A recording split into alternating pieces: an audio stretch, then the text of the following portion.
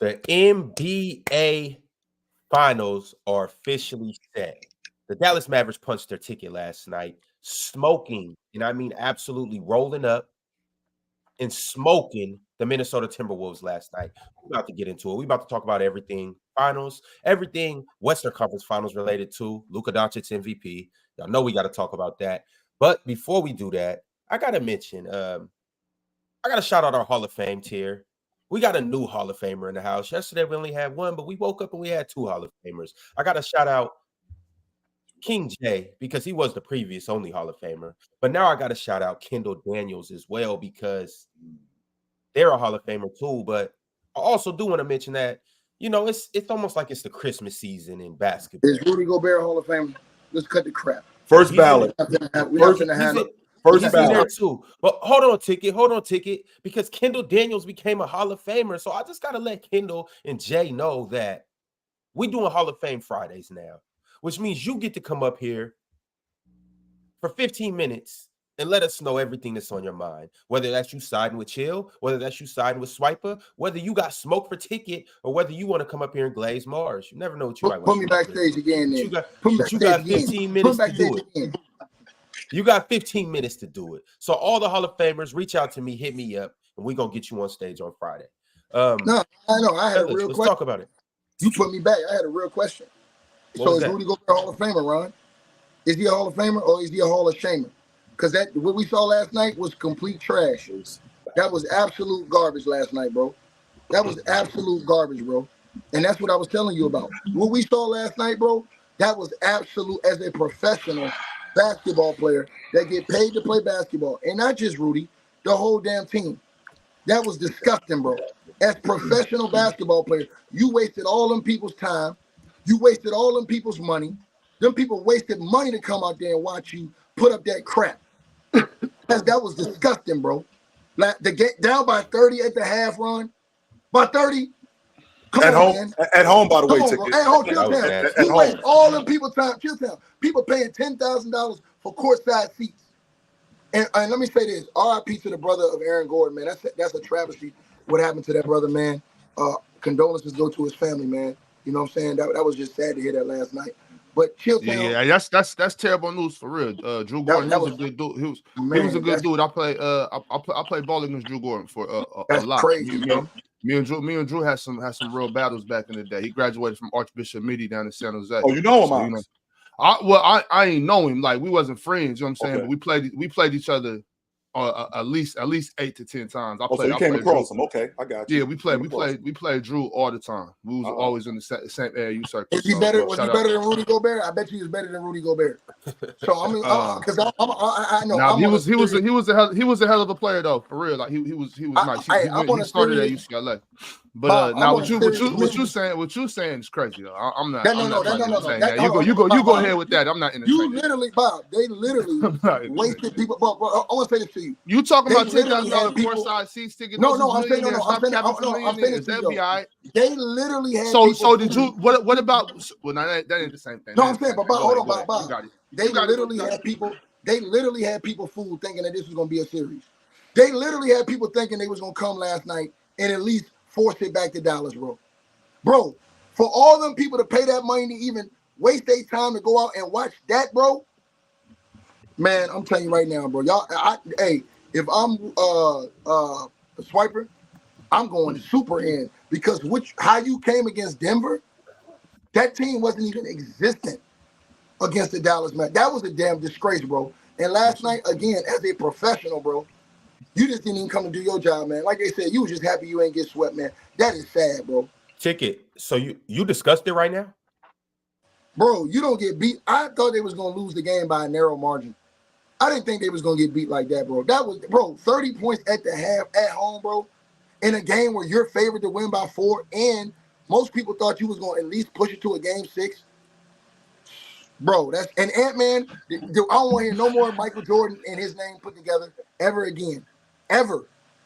We got that has to stop. Luka Doncic has elevated again. If he gets it done in the finals, we'll talk about that. But I just that performance from the T-Wolves last night, and then you got the coach in the post game talking about illegal screens. Man, I want to slap him through the screen, bro, because he's disgusting, bro. You gonna talk about illegal screens? You got beat by 30. Man, sit down and shut the hell up. You ought to be lucky you ain't get fired for that performance on one knee. Ticket, but we can't do this because if we did that, we'd have to do that for every other. Then we should be doing it for everybody. We should be doing it for everybody. Who else got beat by? Hold on, chill. You so quick to try to cape for Ticket. You ain't even hear what I was finna say. No. Who else got beat by 30 in the first round? Chill. You so quick to try to save Ticket sorry ass that you didn't even listen to what I had to say. I'm disgusted. I'm glad somebody else is catching up because there is no way that you can come up here and say, well, is Rudy Gobert a Hall of Famer? Because he wasted these people's $10,000 on his courtside seats. And we got to stop talking about Anthony Edwards and this guy and that guy. But we can't do that because if we had to do that, we'd have to go back. And Marz, I'm pretty sure we wouldn't have too much trouble finding a bunch of other first ballot Hall of Famers and quote unquote all-time greats and superstars that got their ass kicked. I'm talking about that was an ass whooping. I would not try to downplay that. I would not try to downplay that. Right. But if we're gonna do this, Ticket, you are setting a precedent for everybody, not only the people you dislike, but the people you like as well. So while you so busy to hate on Rudy Gobert, because that's what this is all about, we know that. Make sure that you be careful because we can go back and do this for almost, I'm sure. Well, let's do it. 80%. Name one defensive player of the year award that got worked like that and their team got smoked by 30. Why do you believe that though? I don't understand. You think he was the biggest culprit for yesterday? No, I said they all was, but I'm saying he's really. But Ant's the best player, so why? Well, no, hold on. But Ticket, you do this for the best player for every other team and for other superstars. I'm saying no. Anthony Edwards is the best player in that roster, so the first person you bring up is Rudy Gobert. How does that work? My brother, you asked me a question. I'm going to answer your question. The reason why we're talking about Rudy Gobert, and it's not just me, it's actual guys that played in the league too.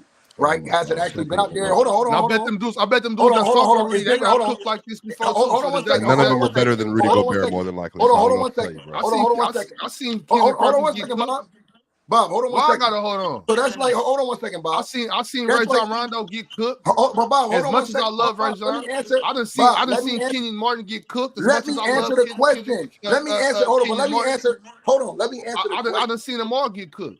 But you're not letting me answer the question, so they should shut their sorry mouth. You're not letting me answer the. Hold on, my man. I didn't answer the question. Swipe asked you the question. Right. So I'm trying to answer his question. No, go ahead, Ox. Go ahead, Ox. Go on your rant. You about to say a whole bunch of nothing. Brush your teeth. Why listen to that? All right, then. All right. So now let's get to this. What I gotta hold on for? So let's get to this. It's 8 a.m. where you are. You want to hold. If you want to hold. You've been being a hypocrite all week. If you want to hold, I'm talking to him. I'm talking to him. Why you being? I'm not talking to you. I'm talking to him. I just want to ask, how come you coming with all these hate-fueled agendas? That's jealousy right there, boy. This is jealousy. I'm jealous of you, Ticket. You right. Now let me finish. Let me finish being jealous. Let me finish hating on you. Let me finish being jealous. Let me get this malice off my heart. You know what I'm saying? Because you coming with these hate-fueled agendas and they have no basis. You doing this with Rudy Gay. You did with LeBron yesterday. Rudy Gobert. I'm sorry. These hate-filled agendas are crazy. You know what I'm saying? Because then even yesterday was so hypocritical out of you. You did all that about LeBron James, nepotism this, nepotism that. You don't never talk about Deion Sanders. What do you mean talking about Deion Sanders? What I'm saying is it's only about who you like and who you dislike. I'm not here to shit on Deion. I'm just saying. No, I ain't saying. I'm saying explain the correlation. I'm saying explain the correlation. You only do with the people that you like. No, I'm saying no. I want you to explain that correlation. How does that relate? You said I didn't do it with Deion Sanders. How does that relate? The nepotism. No, I'm saying okay. Come on. So let's move. Let's. Hold on. You're right. Hold on. You're right. Hold on, Bob. You're right. Hold on, Bob. It's not hate. You're right. Let's stop with I didn't. Hold on, Bob. Hold on one second, Bob. Let's have a real conversation. Wait, hold on. Let me answer. We only 9 minutes in. I'm not asking no questions. I'm not asking. Okay, well, let me answer your statement. I'm just pointing out. I'm just pointing out that you're being hypocritical. So let me answer your statement. Let me answer your statement, sir. Okay. So now, you brought up Deion Sanders. The difference between Deion Sanders. Let's not get into that. Hold on. But you hold on. Let me finish. Stop being a hypocrite, bro. Let me finish. Hold on. If you let me finish the goddamn sentence, Ron, put his ass on me, Ron. I listen to him, Ron. I can unmute myself, Ticket, and I will. Ron, put him out the screen, Ron. Ticket, put him go out ahead. the screen. Go ahead. Nah, Ticket, go ahead. Put him out the screen. I will. Ron, put him out the screen like Ron got to keep him out the screen. Can we get to the point? Hey, can we get to the point here? Stay out of it. Stay out of it, chill. Can we get to the point? No. Stay out of it. You got in it. Now he put pom-poms on for you. He gonna have to tell me. It was me and you, and he came and put pom-poms on for you, boy. You the one trying. Your whole shit today. Okay, Ticket, go ahead. Let's talk about Luka Doncic. I'm not gonna say nothing. You're gonna keep cutting me off. I'm not gonna say nothing. But don't say shit then. Come on, Ron. Let's move on. I'm done. Marz, talk to me about the Western Conference Finals. I ain't gonna say nothing the rest of the show. Since you let that shit go down like that, I ain't saying the rest of the goddamn stuff. Well, pout then, nigga, pout.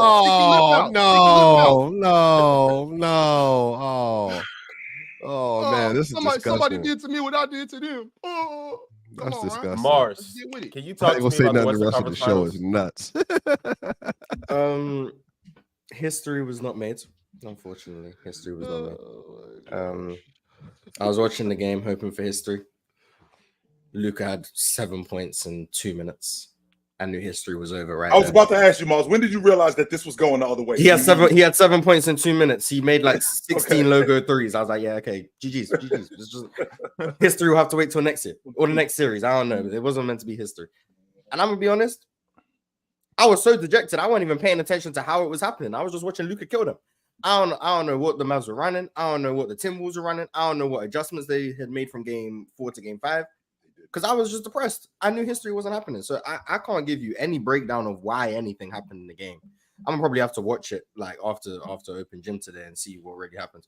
Because I have nothing I can tell you other than the fact that it appeared to me that Luka, with what he did, turning into 6'8" Steph Curry, demoralized the Minnesota Timberwolves. They came out. I like their energy to start. I like Karl Anthony Towns' energy. I liked Rudy Gobert's energy. I liked it. Luka makes 19 logo threes. The energy died. They were dejected. Everything just looked horrible. Rudy getting N1. Rudy getting N1. So like I seen it, and like the only analysis I can give you from my very limited analytical mind was that the Minnesota Timberwolves got their chain snatched. That's what happened. They got their chain snatched. That's all I can give you. It wasn't in an alley neither, Marz. It was not in a dark alley. It was at 2 o'clock in the afternoon on 42nd and 7th Avenue in New York City. In front of everybody. That's all I seen. That's all I seen. I can't tell you how it happened. I can tell you why it happened. Luka Doncic. But that's all I can really give you. Shout out to the Mavs. I wanted to see history.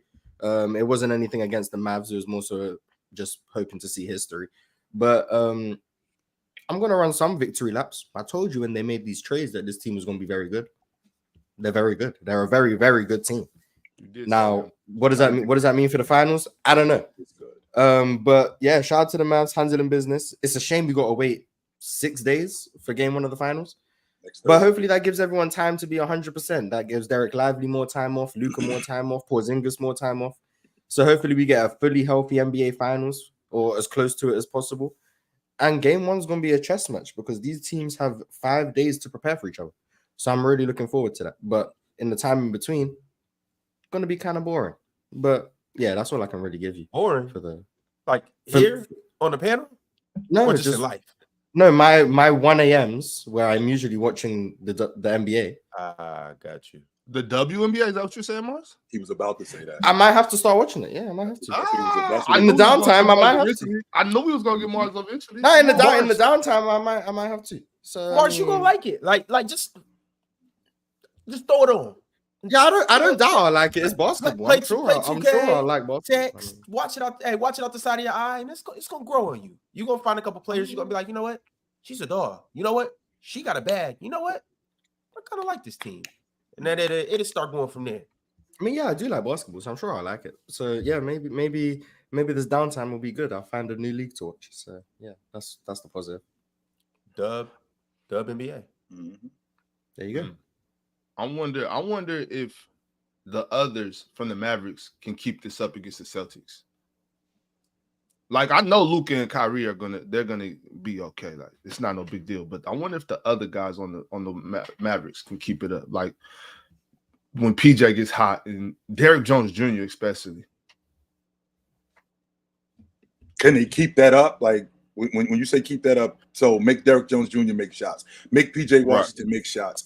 Derek Lively not missing a shot the entire series, not last night, the entire series. He didn't miss a shot. I didn't realize that he was that damn good around the rim. I think he's the only player to ever do that. He is. Yes. I'm pretty confident that he's only a player. Well, wait a minute. He is for sure. Overall, with at least that many shots. I'm sure someone went 1 for 1. In the playoffs? In a series. In the series, yeah. In the playoffs. Oh, yeah. But with that many shots, though. Because Chamberlain did it. Chamberlain did it not once, he did it twice. But in the playoffs, yes. Of course it's will. But to your point, Ox, to make Derrick Jones Jr., to make PJ Washington make shots, when they get Porzingis back, that's going to help them. I feel like that's going to help them out a lot because that now not only do you have, in your words, Dominican Dirk, you got a now D&3 guy. You also have a stretch 5 who you can put in the mid post. You can put him on the block. But with all of that being said, this Minnesota team, I don't know how you dudes feel, but when I see teams get mopped like this right here, it tells me that whatever we're trying to do, games like this prove that we're not close. We got a lot of work to do in the offseason. Now, are we going to completely flip this roster and move off of Rudy Gobert? Are we going to move off of Cat? What's the plan? I don't, to be honest with you, I don't really like flipping this roster, but what I don't want to do is I'm not really feeling running it back neither because the Western Conference is going to get better. We have to do something, though, because it's obvious from what we just seen that we're not close to winning. Ant has to be better. Ant's got to get back in the lab. Ant already told us that he was skipping workouts. Ant told us that he really wasn't prepared to go this deep into the postseason, so he's got work to do. We already know that. Add that to the fact that Cat, what are we in, year 9 now? This is the best he's ever played in the playoffs. What we saw from Cat in these playoffs, this is the best that he's ever played, and they got smoked. They got smoked. So with that being said, is this the ceiling for Cat? What am I looking for? What are we doing in the future when it comes to Cat? Because when he plays good, they win. That was obvious in this series. That was obvious in the Phoenix series. That was also obvious in the Denver series. When he plays good, they win. I'm not buying into the Luka. I'm not buying into the Rudy Gobert logic. Rudy Gobert is still awesome. I'm not buying into that at all. Rudy Gobert is awesome. He can. We talk about the quote unquote defensive player of the year. Did Anthony Davis not kick Jaren Jackson ass last year in the playoffs? Or am I going crazy? Am I losing my mind? Dunking on him and falling on his face, hitting him with the ball in his face. I'm pretty sure he got his ass kicked last year. But that's not the point. That happened. For sure happened. The point is this Minnesota team, they got a lot of work to do. They have a lot of work to do. And in this NBA, with the amount of turnover that we have, I don't think that we're going to see the same Minnesota team in the future. I think that there's going to be a shakeup with this group, especially how they just lost. So I want everybody to put on their GM hats. Because I was thinking about this last night too. But I want to hear from you guys. Put on your GM hats for Minnesota. What do? Do you keep it the same? Run it back? Do you trade a certain player? Do you sign a certain player? Swiper, I want to ask you first. Talking about trades the next day. Whatever. Yeah, we're blow. You don't know when a team loses, we blow up the franchise. What are you talking about? I think they just had their most successful year ever in franchise history. They shouldn't do a thing. I think they should absolutely do it again. I think Karl Anthony Towns, if he doesn't play well in Game 7, they don't make it to the conference finals. So Anthony Edwards was the one that fell apart in that game. So I think that if they do trade Karl Towns, that Brooklyn trade's always been on the map, Mikal Bridges and pieces. I mean, that's always been the ostensible option. But yeah, I think that they should just do what they're doing. Anthony Edwards was not ready for the moment. I didn't. Some people are putting him in conversations he didn't need to be in this early, but that's just what happens when people have a fan favorite. Rudy Gobert was, I think did he lead them in plus minus over the playoffs, I think. Yes. So like they were winning their minutes with him throughout the playoffs. They don't win Game 7 in the last round without him going crazy. So I just think that this narrative about Rudy is just, funny to me. Anthony Edwards apparently can do no wrong, because I've never run from the best player losing in the series, and then we run to like the second or third best player and say that's why they lost, whatever. So I think they just got beat by a better team. The matchup was terrible for them. It was always going to be bad for them. I just think that they have to do it again. I mean, they won 56 games this year. They could have won more, but Cat was out for a month. They could have won 60 games this year, and they had one of the best defenses ever. But they ran into one of the best offensive engines ever, and they ran into a secondary piece in Kyrie Irving, who had one of his best series we've seen in the last several years. He's averaged 27 points a game on pretty good efficiency and plus efficiency relative to the playoffs. So I think he was good.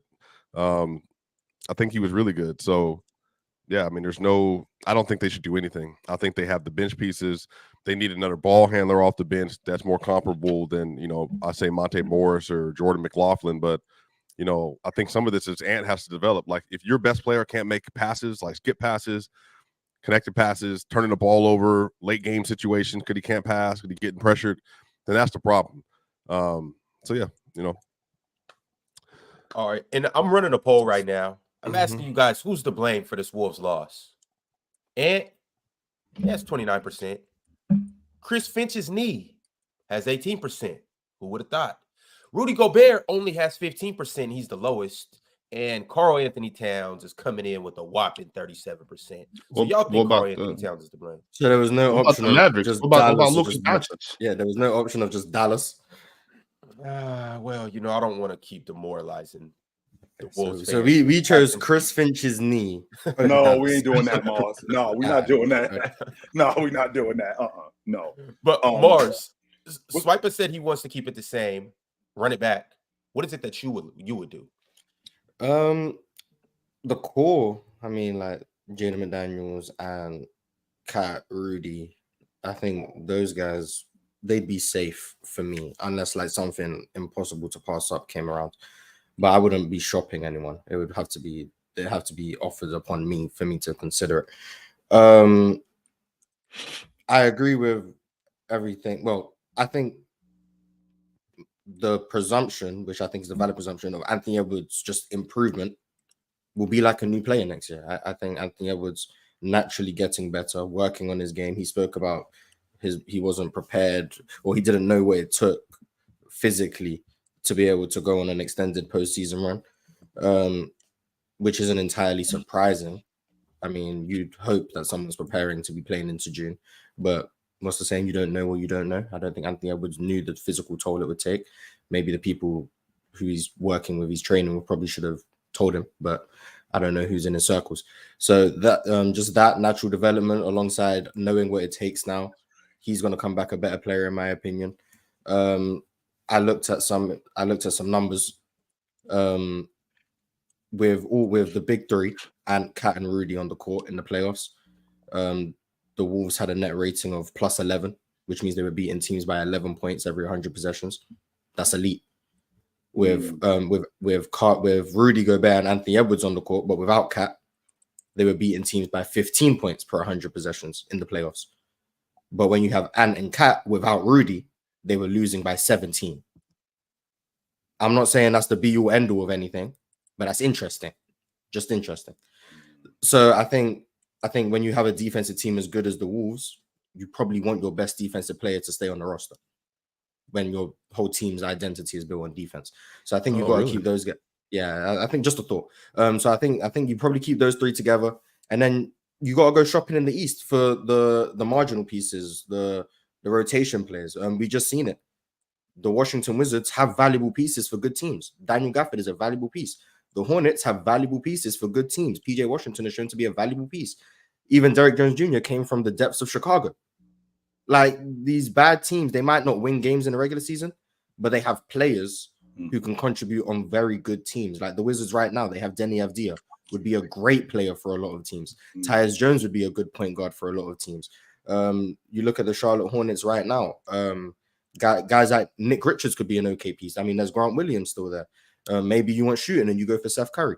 I don't know what you go for, but there's Vasily Mičić over there. So like, you go to these quote unquote bad teams and you'll see there's pieces who can help out good teams. I don't think it's fair to say these guys aren't good because they're on a bad team and ignore what their skill sets provide. Cam Johnson in Brooklyn could provide good value for a team. Nicholas Claxton, Dorian Finney-Smith. There's options out there in the league, and I don't think they'd be too expensive. If you have a first round pick, those bad teams love first round picks. So I think that's probably what you do if you're Minnesota. You fill out the margins. So you don't need to make a big change to the start. Did you see the Anthony Edwards Adidas ad, Marz? I did not.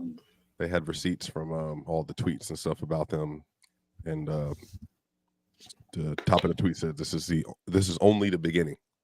So it's nice. It's great when you go your first few years in the NBA and you ain't got no pressure. It's all love. It's all love.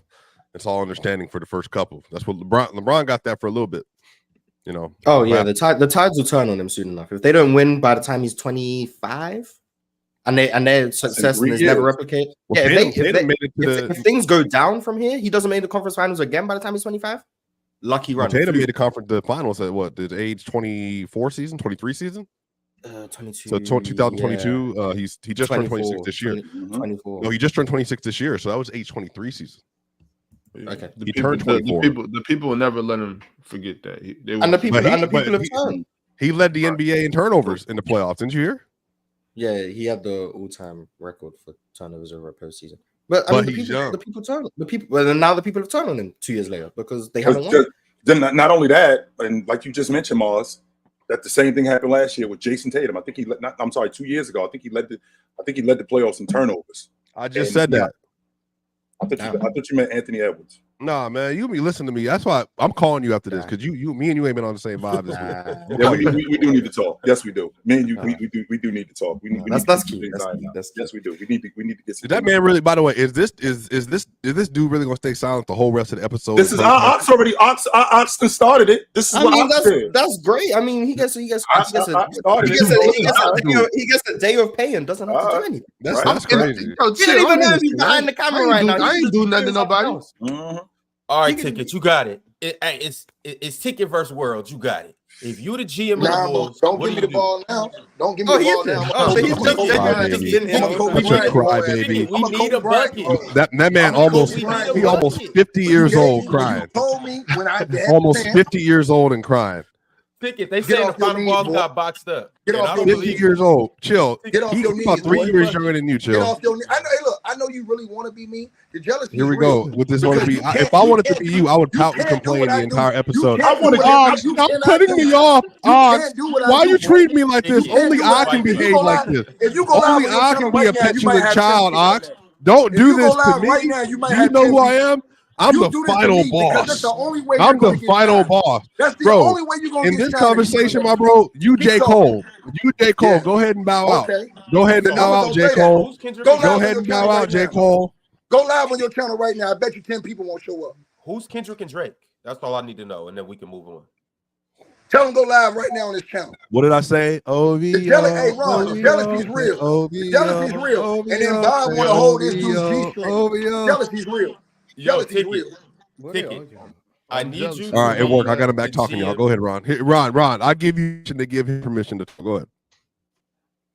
Appreciate you. Now, I give you permission to get off your knees, boy, when you talking to a real man. Now, like I said, let me eat to your sorry ass, your first point. First of all, you lied when you said this is their most successful season. That's a goddamn lie. Their most successful season was with Kevin Garnett when they went to the Western Conference Finals and won 6 games against the Lakers, you lying, dumb summer snitch. Now, back to you, Bob, since you want to lie, because they won 58 games that season. I ain't even saying that. They went to the Western Conference Finals, and that went 6 games in that series. They just got smoked in 5. So sit down and shut the hell up. You don't know what you're talking about. Secondly, back to you, Bob. You a goddamn lie, because you said, this is in correlation of Deion Sanders. No, here's the difference with Deion Sanders. His son can actually play. Shador Sanders is actually he's actually, hold on, I didn't cut you off.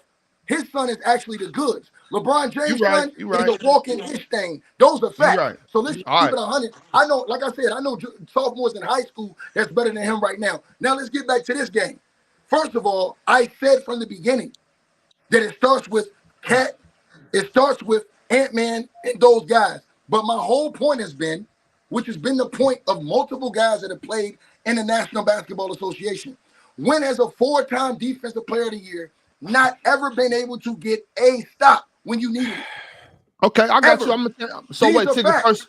Before I answer that question, I'm not finished yet. Who is he supposed to guard? I'm not finished yet. I'm not finished yet. So my point is that those other guys aren't the defensive player of the year 4 times. I can't tell you one 4-time defensive player of the year that I had to take off of the other team's best player at that position because he was getting worked. I can't tell you one. That is not delusional for me to say that. Was he supposed to guard Luka? Hold on. That's not delusional for me to say. Hold on, my man. Hold on 1 second. That's not delusional for me to, I'm about to, if you let me get right to it, I'm about to get to it real quick. That's not delusional for me to say that, especially when multiple other NBA players who have played in the league, who have understood the team. Hold on, chill. Tired of hearing that. Chill. Hold on, chill. Stop. You have to hold on, chill. You have to listen because you have to respect the person's profession. Chilltown, if something's wrong with your toilet and you call a plumber to your house, you ain't finna tell the goddamn plumber that you know more about the toilet than he know. But there's some plumbers that's dumb as hell. It's some plumbers that's dumb as hell. Basketball players are not the same, by the way. Not the same. Let me But keep going. All I'm saying to you, all I'm saying to y'all, hold on. All I'm saying to y'all is this. I can understand. Hold on. I can understand. Hold on.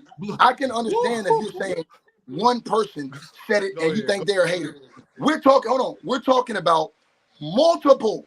I'm talking about over 10 former NBA players have came out on the record, and you've never heard them do this before for any other player of that stature ever. They've come out on the record saying the same thing. That's why I said it does have credence to it. Now, I'm not saying it's all Rudy's fault because it's not. But all I'm saying is when as a 4-time Defensive Player of the Year award winner, not been able to get stopped, and when have they targeted one every single time they could? He's the big man. They're running a pick and roll to get. But to be clear, ticket, because this is the misconception. If they're running pick and roll, is it more advantageous to run pick and roll at Cat as the big or Rudy as the big? No, I'm saying to you. Just answer the question. They do it? Okay, so let me ask you. So why they ain't do it? No, just answer that question. Why they didn't do it? Why they didn't do it to Matumbo? No, I'm asking you. I'm asking you just to answer the question. Why did they do it to the White House? No, hold on. No, I know where you can go. No, I want to. Can you just answer the question? Why is it more advantageous? Marz, because he's going to go to Matumbo in 1991. Because he's not. Marz, why is it more important to run a pick and roll at Rudy Gobert rather than Karl Anthony Towns in this NBA? Because Rudy Gobert is not as good of defensively on his feet as Cat. That's what I'm saying. You are misunderstanding why you would want to bring Rudy Gobert up in a pick and roll as opposed to Cat. One, he's better in space. That's not even a conversation. Number 2, getting him away from the rim is the most advantageous thing that you can do because Cat cannot play help side defense. Because this is what I'm talking about. This is why talking about Rudy Gobert, it's like talking about just basic chemistry with people who are just fundamentally doing geography or geometry or some other science or some other math or some other life science or earth science. Because you're talking about something. I always like biology. When it's a great subject. But when you're dealing with Rudy Gobert, you want to get him out of the paint because he's a rim deterrent. By the way, Bam Adebayo. Ticket, I think you like Bam. Bam's not a great shot blocker, but he's a great paint protector. So what do you want to do? You want to get him away from the rim as much as possible. That way you can create as much space for your roster. And I think the issue is, so when you look at Rudy Gobert, by the way, since you said he didn't get no stops, Kyrie Irving, which is wonky, was 6 of 21 when Rudy Gobert was the primary defender. So again, that's mostly in pick and roll, mostly jump shots. So for you, do you think fundamentally a lot of the conversation, Ticket, that you're leading yourself around Rudy Gobert being an ineffective playoff big is because people fundamentally misunderstand his role on the Minnesota defense? No, our point is that we don't see any of this, all these things that you guys talk about he does. None of the pros see it. Those guys don't see it. We look at the game differently. You're an analytic guy. Isn't that problematic? You're an analytic guy.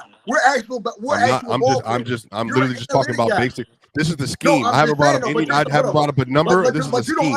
But you don't understand schemes if you ain't been on the court and been in that situation.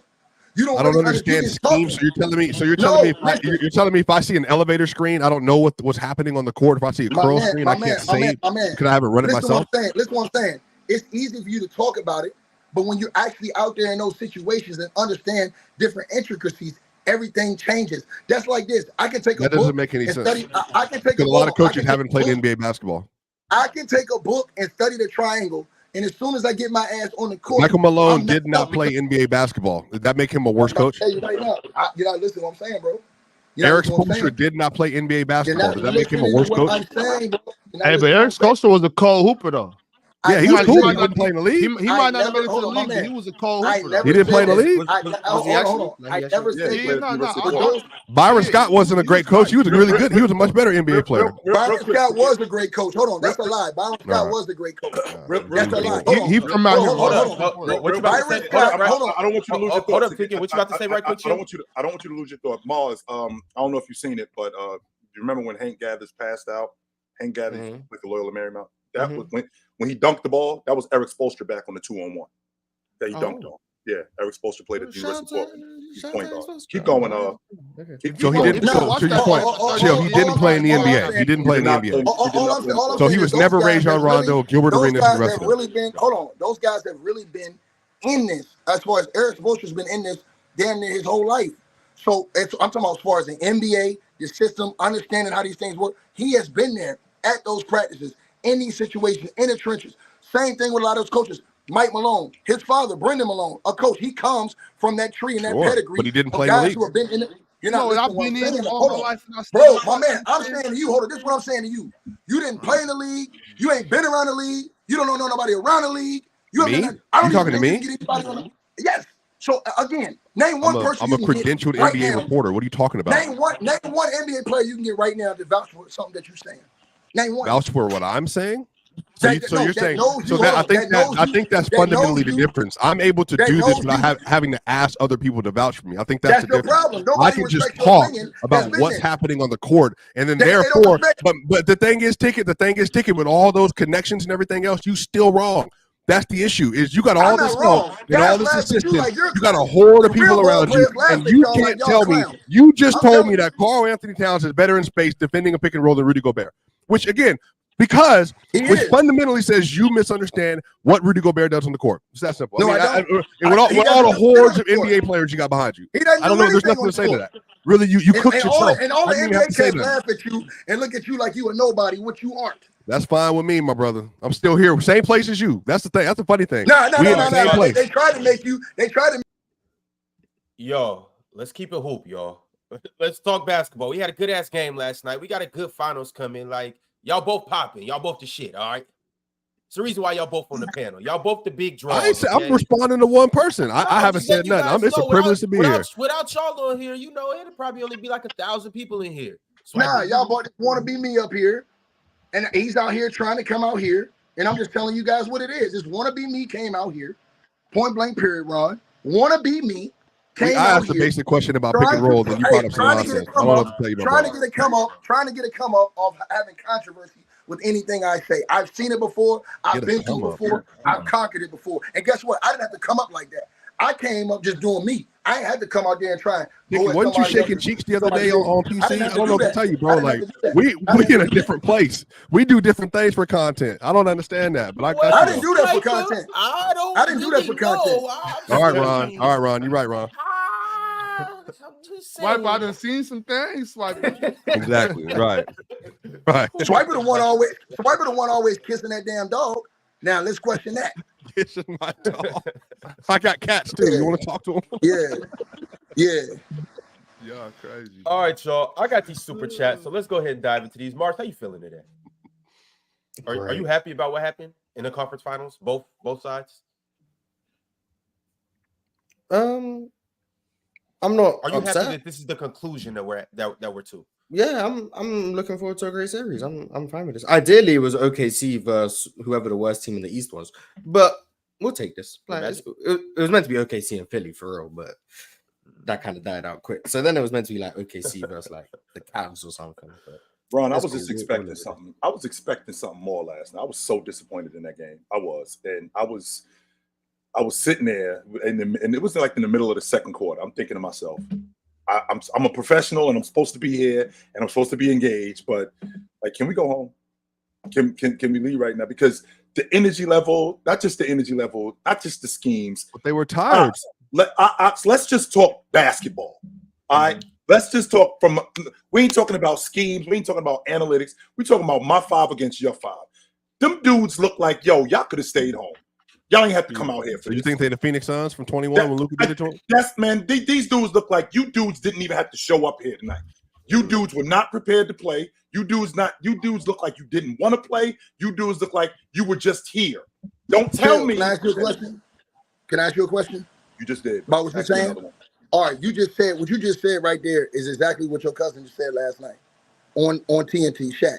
Right? A lot of y'all don't know that Shaquille O'Neal is Chilltown's cousin. So he definitely Chill. That's why I be getting so mad at Chill, because he's been around these situations. Chill has been firsthand around a lot of this stuff. So my whole point to you is this, Chill, when you get mad at me and stuff, the reason why I say it's disingenuous because of what you just said was the same thing that Shaq was saying. But you know that Shaquille O'Neal understand things from a different perspective because they've been there. So when he's saying the same thing I say about Rudy Gobert, to that you say what, Chill? Bruh, what? No, I'm saying Chilltown just gave a point, and his exact point is what Shaq said on TNT last night. It's all over YouTube.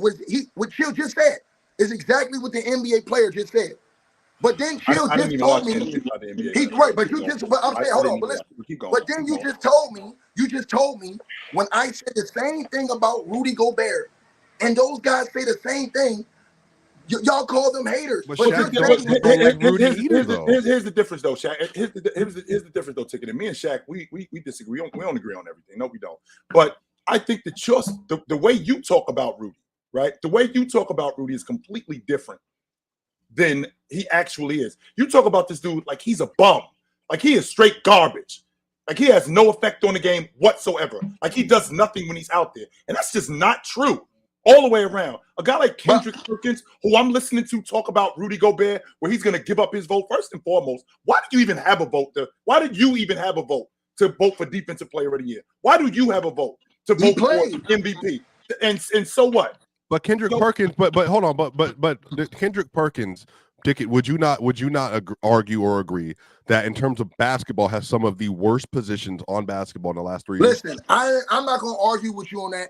I think he does that. Okay, that's fair. Hold on. I think he does that for shock job. Hold on. I think he does that for shock job. Swiper, my whole point to you is this. Everybody can't be hating. Bob just sat up here and said Rondo and all them dudes hating. We haven't never heard Rondo just go out his way hating on guys for no reason. Everybody can't be. So Rondo, Boogie, Kevin Garnett, all these. Kevin Garnett was a Defensive Player of the Year. All these dudes saying they don't see it. How am I hating? But KG don't talk about Rudy like that though, bro. No, he said, no, it's online. Hold on, I had the video online. It went viral, and then he begged him to please do something so versus that people Joker. stop talking. No. I'm talking about, but he was talking about in general. Period. Bro, listen. All I'm saying to you is this. All I'm saying to y'all is this. You keep talking about, oh well, they can do that. Chill. You watched the NBA for probably damn near 30 years, bro. You have never seen a team do that. Maybe they target Dwight Howard, but you haven't seen them do him like that. You haven't seen a team do Ben Wallace like that. You haven't seen a team do Dikembe Mutombo like that. You haven't seen a team do Alonzo Moore like that in a pick and roll. And they played pick and roll, and you know this. But do you think if Alonzo, again, this is the legit question. Do you think if Alonzo Mourning was playing in a league versus Steph Curry and Draymond or Dame and Giannis or whatever, that it would be more difficult in this era to guard that because of the spacing and the skill level and to be able to shoot from 30 feet out like they do now? Do you think it'd be more difficult now for them? Yeah, no. I'm not going to say, I agree. Come on. I agree what you just said. What you just said is a fact. It would be more difficult. But my point is this, and it still stands. They still wouldn't look as bad as Rudy do. That's my point. Chill. Y'all keep chill. Y'all cannot listen. Yeah, Dikembe right now versus Can you imagine Dikembe Mutombo in the pick and roll with Stockton and Malone? Hold on, but chill. What that would look like? Chill, but chill. A prime Dikembe Mutombo, yes, you're right. It ain't gonna be pretty, but it ain't gonna be as bad as it looks. Hold on. Yes, it is. It's not gonna be as bad as it looks with Rudy, bro. I'm sorry. Oh man. my goodness. But I'm saying, but Anthony Davis. Wait, but let me ask you this: do you think the reason Anthony Davis doesn't get that same depreciation is because he doesn't have a DPOY? But even when he gets cooked, like, is it the 4 DPOYs then that make the difference for why people cook Rudy as opposed to AD when he gets cooked? Listen, I think AD's an overrated defender on the perimeter as well sometimes in the pick and roll. But I think AD is a great rim protector, and I think he covers space a lot better than Rudy rim Gobert. protector than Rudy? Yes, and he covers space a lot better than Rudy Gobert. I think he's a way better defensive player than Rudy Gobert. AD can really cover space, and he has quicker feet. I think. But AD gets cooked by all the players that Rudy gets. No. But I'm saying it doesn't look as. Listen, what I'm saying to you. With Rudy Gobert, bro, I'm saying this. AD, he can have moments. I can look at AD and say, bro, we need to stop right here on defense. And I know he can get me a stop. Versus who? Versus who? I'm talking about versus anybody. No. He got destroyed in the first round. No. Listen what I'm saying to you. I'm talking about one stop. I'm saying that Rudy Gobert, bro, we can't never look at him and say, Rudy, we need you to get a stop right now in the post on Jokic for the chip. We need to stop. But remember, in game 5 or whenever that was, Jokic literally scored on him on 3 straight possessions, and he had nothing for Joker, and everybody was looking at him funny. No, Anthony Davis. Hold on, but let's have a real conversation real quick. Stop right there. You're right. Hold on, chill. Now listen. Here's my point, Ron. Yep. Now, Ron, tell me I'm lying, Ron. He's right. He scored on Rudy so easy, it was nothing he could do. Ron, what happened those last 2 plays? Anthony Davis. Let me finish. Hold on. Let me finish my sentence. Ron, what happened those last 2 plays down the stretch when Nas Reed was guarding that game? What did Nas Reed do, Ron? Oh, my gosh. I said Anthony Davis. What did Nas Reed do when the game was on the line, Ron? Did he not get 2 blocks in a row? Did he not get 2 stops, Can we talk about Anthony Davis, please? Can we talk about Anthony Davis? Ron, hold on. Am I lying, Ron? Please don't answer that. Just answer the Anthony Davis question, please. Nas Reed played some good defense. But did he get the stop? Did he get those 2 stops when they needed it, Ron? Down in the clutch. Did Nas Reed do that? In game 1 and in game 7. In game 1 and in game 7. Jokic versus Anthony Davis, 67 points and 25 assists and 52% from the field in the first round. 25 assists and 67 points scored. So I really with just 4 turnovers. I just can't believe y'all really believe this. I think y'all just trolling. It's not. The conversation isn't even. That's my issue. Chill. It's not even. It's just Rudy. It's nobody else. That's nobody else. And that's my issue. And we talking about a guy who affects the game because he's not stopping the best player on the planet. I watched Ben Wallace get scored on 3 straight trips by Shaq in the finals. I saw that. Bro, I did see that. And what did Shaq say? Shaq said Ben Wallace was the only one that guarded me one-on-one, and he did one-on-one. Yes, he did. He said he did guard him one-on-one. Hold on, chill. Yep. Shaq was averaging 36 and 16 against everybody else in the finals. Against Ben Wallace, he averaged 26. And what was the problem, Ticket? The problem was that they got pushed away from the basket. Not because they didn't go to Shaq. Not because they didn't go to him. Because when they went to him, he was completely and utterly effective.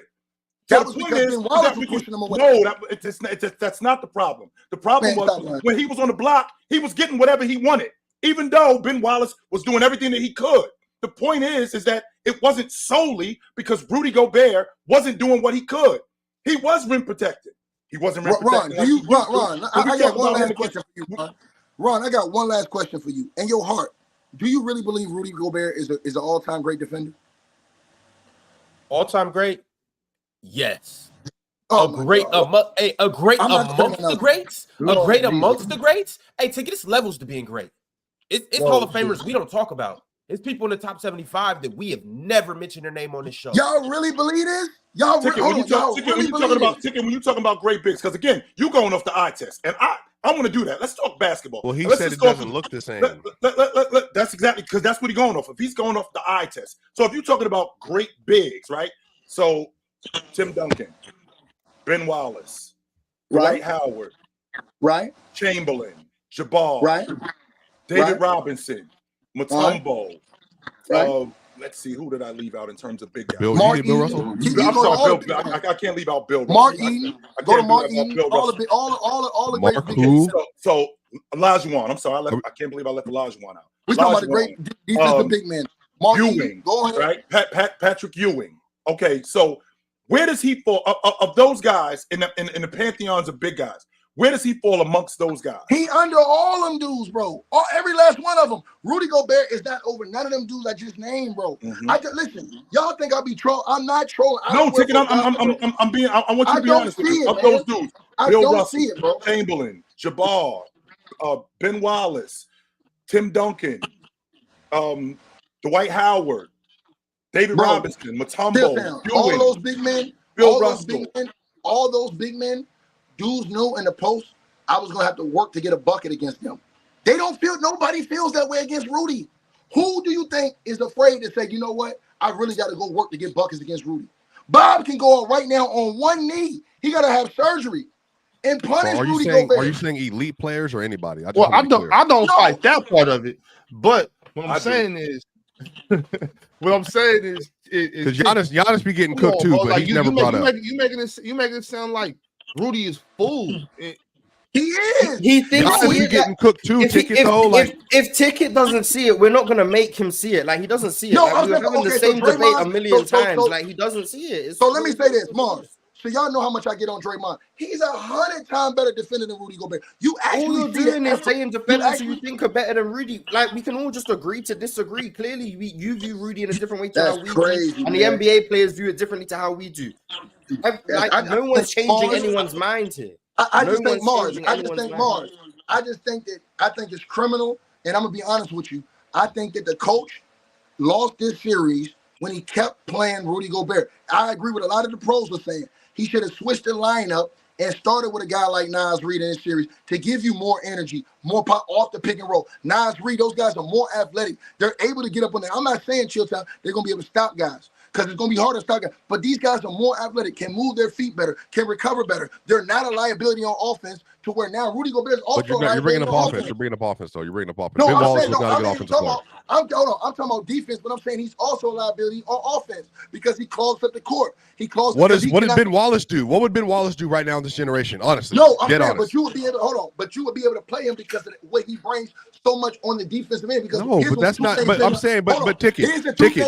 Ben Wallace. I'm asking you genuinely. Ben Wallace at 6'9" in this era, if he had to play versus Embiid, Jokic, and they're playing in space, the jump shots, everything, the post work, all that. Do you think if Ben Wallace was getting cooked, that the conversation would be the same because he has no offensive game whatsoever?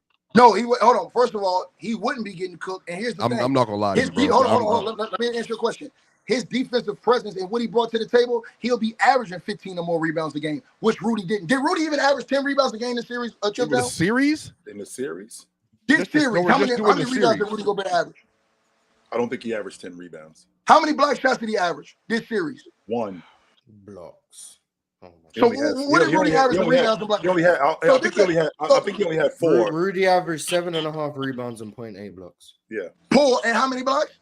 0.8. Less than 1. But is that not like emblematic of the series? Because the series prior to this, he averaged 10.8, and then in the Sun series, he averaged 11. But in the regular season this year, he was second. Rudy Gobert, he averaged 12.9. Yeah, but that's emblematic of the series. What? Swiper, but you know that's different than the playoffs, the regular season. Now, but he averaged that many rebounds because he wasn't in the paint on purpose. That was a part of the offensive strategy from the Mavs. And then I'm saying to you that even if that was Dikembe, even if that was Ben Wallace and them guys, they still grabbing double-digit rebounds on a night-to-night basis. They're still getting 2 blocks a game on a night-to-night basis. Swiper, we can't let Rudy off the hook for his ability to his inability. No, I'm not. I understand that guys. I do understand that guys like Daniel Gafford. I do understand that Derek Lively around the basket. They were definitely more physical. Even Luka averaged 10 rebounds a game. Right, but even with that being said,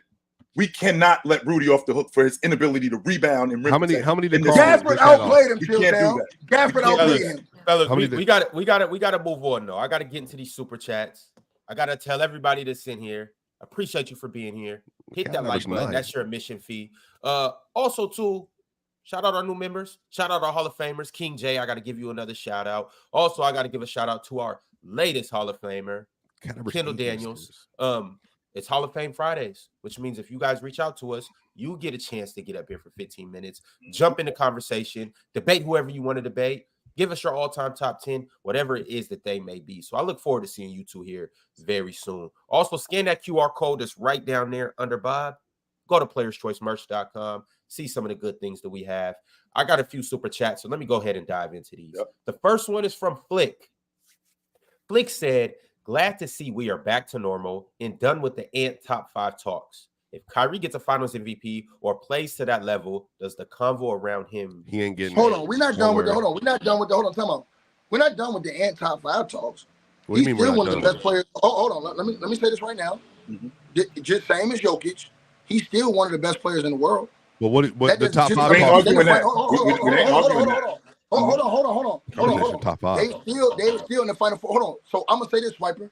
I don't like Jokic, but he's still one of the best players, if not the top 3 best players in the world right now. That don't mean that. I'm talking about Anthony Edwards. You think Anthony Edwards is the top 5 conversation? Let me go to Ant. Let me go to Ant. Yeah. Just because he didn't pan out the way we all. Marz, what did he average this series? Just because he didn't pan out the way we all thought he was going to do. 22. This series, No, right? more than So 24. that's 20. hold on. Right. So that still doesn't tell me that he's not one of the top 5 players in the world. Because we talking about top 5 What are you players. talking? You think he's top 5? We're gonna say, I'm gonna give you right now. We're gonna say Luka. We're gonna say Jokic. We're gonna say Tatum. We're gonna say Giannis, and we're probably gonna say Embiid. And then to fill it out, we're gonna say Curry. We're gonna say I know I'm forgetting somebody. Shea, definitely. Who else we're gonna throw in there in the last 3? Kevin Durant. We're gonna throw, KD. Oh, KD. Anthony Davis. Donovan Mitchell. Okay. Right. Well, I don't know LeBron about that. And James. Okay. Well, so I'm still saying he's still in that top pantheon of players. He still is. That doesn't drop him because he lost in the Western Conference Finals. And because if you ask a lot of people, a lot of the guys will say, "Hey, he got." Now I don't agree with this. That he got targeted and they threw double team. Bro, every great player gets double teams thrown in him. So I do think it hurts where he was going to be ranked. So I think it knocks him down a notch. But no, we ain't done with him being one of the top players in the world. No, he was in the Western Conference Finals. Top 5's ridiculous though. No matter how you slice it, top 5's ridiculous. Going in the next season, Ron, what do you think? What do you think the talk is on Anthony Edwards? Going in, it's September next season. Top 15. But you saying top 15. but his dudes Top at 15 home. for sure. Ron is putting dudes at home over Ant. You can't do that. Is Giannis over Ant? No. I don't care who's at home. I don't care who's on the couch. I don't care who's in Cancun. I don't care who just got out the training room. I don't care who's about to play in the finals. Is Giannis better than Ant today? Yes, I'm saying, but Giannis was hurt, so I didn't really count. Is Jokic better than Ant today? Yes, I said that. Is Joel Embiid better than Ant today? Yes. Is Jalen Brunson better than that? Oh, here we go. All right. No, I gotta. Hey, hold on, but I gotta say this though. I'm gonna say this to you, Swiper. This is the thing I'm gonna say to you right now. The reason why I'm gonna say this to you, and we gotta look at this too, defense, but we gotta look at both ends of the court. The 2 best players in the world aren't defensive players though right now. No, that's what I'm saying. No. I'm saying when you judging those players, I'm not just looking at it. Hold on. But Swiper, I'm not looking at it. I just say top 4. I said 2. Respect Giannis and Embiid. Do you think Jalen Brunson's a great defender, Swiper? No. Okay, so that's why I'm saying 6'1". I have Ant-Man over him. You think you think Anthony Edwards is a great defender? I think that offense is damn near equal between the two, and I think Ant-Man's defense is better. Not. That's it's why. Not. But it's not. But if that's what he thinks, then once again. No, but I'm saying, but ticket, because we messing around, but we obviously we whatever. But honestly, ticket, Jalen Brunson can pass the ball pretty freaking well. He's also a pretty good playmaker. You saw in this run, Anthony Edwards has clear deficiencies as a passer and as a playmaker. Do we agree? Averaged 8 assists a game against the Mavs, but I guess. Oh man, all right, here we go. Yeah. Jalen Brunson does everything on the offensive end except finishing over the rim better than Ant. He doesn't play above the rim, but he definitely is one of the better finishers in the game. I damn near think Marz, if you were to look at the percentages, you don't have to, just off the top of your head, with your humble estimation, who would you think is a better finisher? I don't think either one of them is. I'm gonna be honest, and this might be hate. I don't think either one of them are very good at finishing. I think Ant's percentages would be higher, probably because of the dunks. But I don't think Ant's touch around the rim is. So is Ant clear of Devin Booker now? Is that where we are? We've reached that as a community. Yeah, Devin Booker hasn't done. Hold on, Devin Booker hasn't done nothing. He's been to the finals. He has two 40 balls. That's because of Chris Paul. That was because of Chris Paul. Devin Booker was a perennial loser. Hold on, he was a perennial loser until Chris Paul showed up. Then he finally went to the finals, and when Chris Paul left, his ass ain't even been nowhere close. So you think he's clear of Donovan Mitchell and Booker? Yeah, I believe he's clear Donovan Mitchell. We've seen Donovan Mitchell. He's the best so he's the best 2 guard in the game. Yeah. I mean, Chip down. I still think that Ant-Man is up there. I don't think, bro. The man What's Ant averaging in the finals? 0. None. 0. What But Booker only got there because of CP. 24, 9, and 8. Yeah. Oh, do you think? Hold on. Do you think Booker's getting back? Do you think Booker's getting back? 21? Yeah. Okay, You said what? Hold on, Swiper. Do you think Booker's getting back? No. Getting what? Back? Getting back to the finals. The finals? Yeah. Man, when they get LeBron on their team. Yeah, they drafted Bron. No, I ain't talking about LeBron. Marz, stop trolling you, capping ass boy. Hey, no, Swiper. So I'm saying to you, Swiper. Do you think? Hold on, Swiper. Do you think Devin Booker is leading that team back? Leading? I think the best player on the team is going to lead them, but no, I don't think they're getting past because the team. So then how you have all this high regard for him then? I'm just saying, like, you're acting like Ant's been to the finals. I watched Devin Booker go to the final, put up 240 balls. I've seen that happen. Have you not? I watched Donovan Mitchell put a 50 ball up with him, myself, and I earlier this year in the playoffs. I just watched that happen. Respect. So, you a troll, bro. You a troll, bro. You a troll. About Donovan? Didn't Donovan Mitchell not just do that? You're a troll about everything, bro. For you to sit up here. How am I trolling? You trolling, bro. Did Donovan not do it? I'm confused. I gotta keep Donovan ain't pushing, done. Hold on, Ron. Donovan ain't done more. Donovan ain't done more than the Ant-Man already. As far as winning, he ain't done more than Ant-Man. Ant-Man don't been to the conference finals. Okay, and Donovan Mitchell has not been to the conference finals. That's not enough, though, Ticket. Just because you make one trip to the conference finals, not only that, the conference finals, right? And not only that, not only Joel Embiid. So I mean, he got smoked last year by the Knicks. Okay, he got smoked by Jamal Murray in the bubble. You mean when he put 57 on him? I think he averaged in that series. But he got an 8-second violation. You kidding me? 36 points a game last year. No, I'm not forgiving that. 8-second violation in the playoffs? Stop, man. No, I'm not forgiving that. Are you kidding me? I think he was averaging like 35 a game in that series. I'm crazy like that. And he got an 8-second violation. Marz, stop. But you just said though, Ticket. You just said that you're talking about extended playoff runs. Well, Giannis hasn't had an extended playoff run since 21, and then on top of that, Embiid's never been to the conference finals, and you got both of them over Ant. So how does that work? What you mean? Giannis hasn't won a playoff game in 2 years, and you have him over Anthony Edwards. Giannis has been hurt. Giannis hasn't won a playoff game in 2 years. He's been hurt. The last time Giannis won a playoff game, I couldn't drive. Oh, he admitted his age. He admitted his age. All right, everybody, clip that. Wait a minute. Whoa. What you mean he admitted his age? I was about to say, Swiper, it's different. He be acting like he did. It's over here. It's different. Where's he located? London? It's not the same as it is. No, where is it? London? I'm speaking to a U.S. audience. I'm going to use U.S. Yeah, it's not the same as it is over there. Oh, so he's 18 now. Okay, cool. I just want to know. All right, go ahead. No, he's right. Marz is cooking.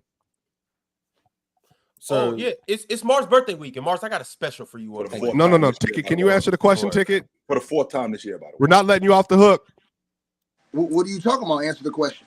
Did you hear what he said? I answered your question already.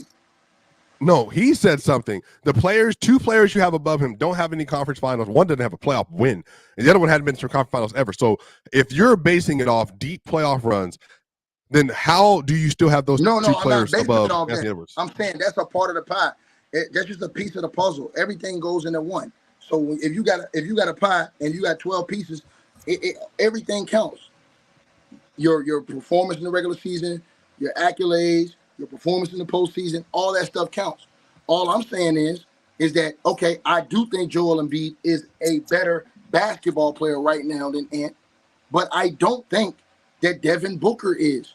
For why? Because I think that Ant is just as good offensively, even though he might not be as good of a shooter, but he's a better defender.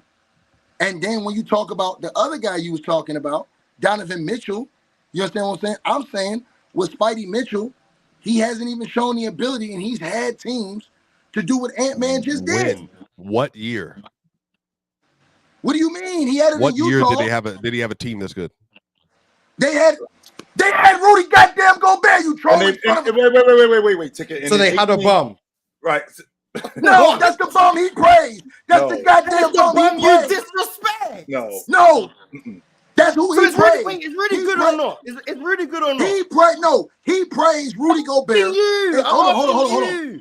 He praised Rudy Gobert. Is Rudy good? I'm asking you. Is Rudy good? No. He praised Rudy Gobert. I don't care who he praises. I'm asking you. He had the same bum. Is Rudy good? You a goddamn troll, boy. I'm asking you. Is Rudy good? I'm asking you. Is Rudy Gobert a good player?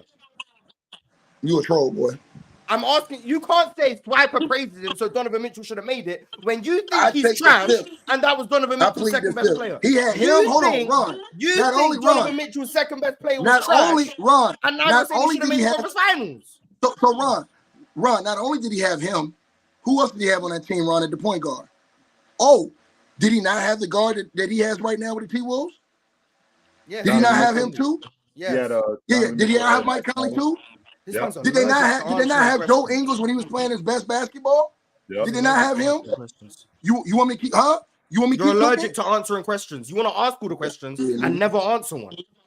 Man, every time someone asks you a question, you have 17 more questions and never answer one that gets put before you. Can I ask a question? Can I ask a question? Because I do believe Ant is probably the best shooting guard in the league. I've been saying this. He's in the conversation, so I do believe that. Ticket. Would you say that the defense from Ant, the gap defensively between Ant and Devin Booker, makes up for the playmaking? Because we know with the offense, it breaks down different ways. But with the passing and playmaking, do you feel the defensive gap is big enough to compensate that? What playmaking have Devin Booker really made? He was supposed to be a playmaker that he was supposed to be the playmaker this year. He couldn't make no goddamn plays with KD and Bradley Beal. So they got to find a new playmaker because he couldn't make plays. So he can't be that much of a better playmaker than Ant-Man. So I'm still taking Ant-Man over Devin Booker, not only because of that, but because of his intangibles, period. So when you look at that, then you look at Donovan Mitchell, I still like Ant-Man's intangibles over Donovan Mitchell's intangibles, period. Donovan Mitchell just quit in the series and got his coach fired. All right, y'all, I'm running a poll right now. Who's better, Ant-Man or Devin Booker? Y'all go run, answer that poll, and like the video while you at it too. Shout out our members, shout out our subscribers. No, I'm saying, why does Devin Booker get so much credit for doing nothing? Chris Paul, when he went there, the whole team changed and they went to the finals.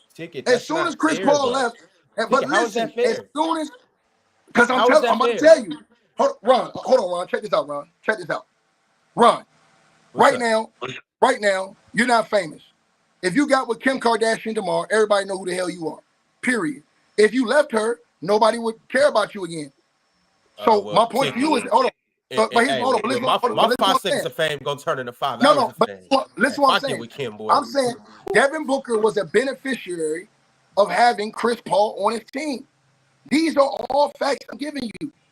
When you have a guy and we go to the finals and then we lose him, Rudy Gobert, Jaden McDaniels, Mike Conley, Carl Towns, Nikhil Alexander-Walker, Monte Moore, keep going. Nas Reed. So he did more. He did more than what you call it, then, right? No. He did more. He did more with Devin Booker. Excuse me. He did more than what Devin Booker did without CP. Hold on. No. He did more than Devin Booker did without CP3. No, he didn't. But what do we mean without CP3?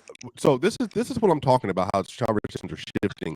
We have all acknowledged the reason why the Minnesota Timberwolves are as good as they've been is because their defense carried them through the regular season into the playoff. They won Game 7. They won versus the Nuggets because of their defense. While Anthony Edwards was 6 of 24. In that game, it was their defense that did it. We've all said this all year. His defense, right? No, I'm sorry, but Rudy, if Rudy Gobert so Ant-Man's defense had nothing to do with that? Remember, they're playing versus Jokic, so their bigs were more integral to that success. So Ant's defense on Jamal Murray ain't had nothing to do with that. No, it was cool. I'm saying he was good, but Jamal had 36 points, 35 points that game. Come on, man. What are we talking about, man? So Chilltown, you Jamal had 35 that game. Chilltown. You're going to sit up here, Chilltown, and not say nothing when you know the truth is. You know Ant-Man's defense on Jamal Murray, who's a second half warrior, and who is the closer on that team. And on Devin Booker, too. And on Bradley Beal. Come on, man. Thank you. On both of them. Yeah, and on Devin Booker. Right, stop capping, man. Hey, ain't telling me going to act like Ant-Man's defense ain't had nothing to do with this Chilltown. Come on, bro. That's just sad. That's hate right there. It definitely had something to do with it. It was just like the fourth biggest reason. Fellas, I got to read these super chats, a few of these, because I got a good segment for us up next. I want to talk about some things that have happened in the playoffs, and I need to hear you guys' opinion on it. But I got to shout out my man, Rodney Mercure. He became a member today. Also, Ali Bowens became a member too. Shout out to those two, and shout out to all the other members as well. G sent through a super chat and said, obviously, defense and three-point shooting. How big is the gap between Ant and Ja? I have them in the same realm, but I think Ja is still better, even with his deficiencies. Yeah, I asked this question the other day. I think that's the conversation. I think Ja, by the time he come back next year, I think will remind a lot of people just how good he is. I still think he's a top 5 point guard. I'm not subscribing to this. I'm taking him over Devin Booker. Chill. I'm not subscribing. I still think Ja is in the top 5 point guard conversation, and he's gonna remind a lot of people when he come back next year of how good he is, especially in transition. His finishing around the basket, all of that good stuff, and he can pass. Are you taking him too, Chill? Are you taking him over Devin Booker too? Am I taking Ja over Devin Booker? No. You damn right. Hold on, I'm gonna tell you why you cap. The reason why you cap is because what has Ja Morant done? We've seen Ja Morant lead his own team better than what we've seen Devin Booker. Devin Booker had been a leader without Chris Paul. Devin Booker had KD and Bradley Beal. This dude can got the first round. Right, and Ticket. You keep talking about guys leading teams. So we've had this conversation a bunch of times. Devin Booker and DeAndre Ayton were on their way before Chris Paul showed up. They were on their way to. That is a fact. They were on their way to hell. You lying. They just missed the playoffs the year before. They won only. How many games they won, Marz? How many games they won? Somebody just missed the playoffs. I'm not partaking in the conversation. They won 30. They won 34 games, and they just missed the playoffs. Are you serious? And with that being said, you talking about leading your own team. He was leading that team. I'm not lying. That's a fact. Chill. They missed. That was going on. So when you add Chris Paul, they were going to make the. They were okay. No. They missed the play-in. Chill. They weren't even in the playoffs. So they just missed the. Let me rephrase that. They just missed the postseason. But right before they had just missed the postseason. You add Chris Paul. Chris Paul makes them now not a playoff team. He makes them a championship contender. That's what he makes them. 38 wins. They went from 38 wins to 60 with Chris Paul. And again, he makes them a championship contender. Them 38 wins that they won the year before that, what do you think that would have been the next season? With Devin Booker, so they would have been what? Now what you're not doing, Ticket, is you're not being objective. They called only reason why they chill. He had a dude for 7 years. For 6 years before he got Chris Paul, he was averaging 26 a game at the 2 guard spot. The only reason why they caught fire because they won 8 games in a bubble. They were doing a terrible job at. They were doing a terrible job at building that unit around him. Then they get DeAndre Ayton, and they're getting better. They actually are getting better. So then the next season, you add Chris Paul because they added Mikal Bridges. They already added. They added Mikal Bridges. They had already Devin Booker. They already had DeAndre Ayton. And then the next year, you add Chris Paul, who is the difference. Meanwhile, we already have what we're looking for. We get this one thing, that's the difference right there. Stop talking about Devin Booker like he was just an empty bucket guy. They were making strides. That's not true. It's not true. Hey, Chill, I'm going to drop a number on you that's going to surprise you. Devin Booker is 100 games, 160 games, almost under 500 without Chris Paul. His teams were really bad. I'm not gonna lie to you. We've had this conversation before, and he started telling me about how Kelly Oubre and TJ Warren were good. See, I know. Hold on. I know you want. We've had this conversation 17 times. I know you want to team up. I know you want to team up with your daddy. No, I said I'm not partaking. I just told Swiper we've had this conversation before, and everything he said has already been said 2 months ago, and we're gonna go down the same alley that we've gone down. No. I'm telling you, sir. I was talking to Swiper. I got 15 more minutes of dominance, boy, for you can go ahead and make the numbers go down because people are gonna fall asleep listening to you. Can you define dominance? Like I said, y'all make sure y'all get y'all pillows. Make sure you get your pillows and nice feel ready when I leave, boy. Make sure you get because it's gonna be wrong with the Devin. But he getting the shots up. It's gonna be a fest, boy. But back to you, Chilltown. Back to you, buddy. Like I was saying to you. Ron, you're gonna tell me Chilltown want to sell to y'all that this team was gonna be almost 30 games better, which they damn near were. I didn't say that. Whoa, don't put one on. No, all I'm saying to you is, brother, the only reason why they got the 38 is because they got hot and won 8 straight in a bubble. Then that still would have made them have to go in the play-in. They would have had to win a play-in just to get to the playoffs. Right. So they wasn't even in the postseason. Because the postseason is the playoffs. So you're lying there. Then if you ask me if they went back with the next year with that same team without Chris Paul, maybe they may get to 40 wins. Maybe. but they ain't sniffing nowhere near the NBA Finals. They ain't sniffing no playoff series winning the playoffs. Know how to prove this? And you know that's true. I don't know that that's true, Ticket. No, I don't.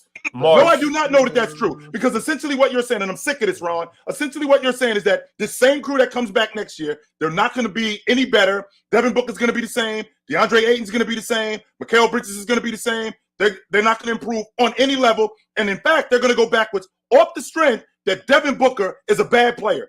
Oh, my goodness. Go ahead, Ron. Marz. Hey, Ron, right quick, Ticket. Hold on. Let me jump in here. Would you lose? I want to talk about Chris Paul, though. I want to talk about Chris Paul. I want to talk about you. Because, no, he got Chris Paul that year, right? In 2020, 2021. In 2020, what equivalent is Chris Paul as a point guard today? Who would you say his game is comparable to? Just a level point guard. Well, he finished 4th in MVP voting that year, I think. Just a level of point guard. Who would he be? Would you say maybe Jalen Brunson? Trae Young, maybe? I know the game might be off and the stats might be off. I'm just talking about a level of point guard. 18, 17 points a game that year and like 9 assists or something. I'm not necessarily talking about stats. I'm just talking about impact on your team. Mm-hmm.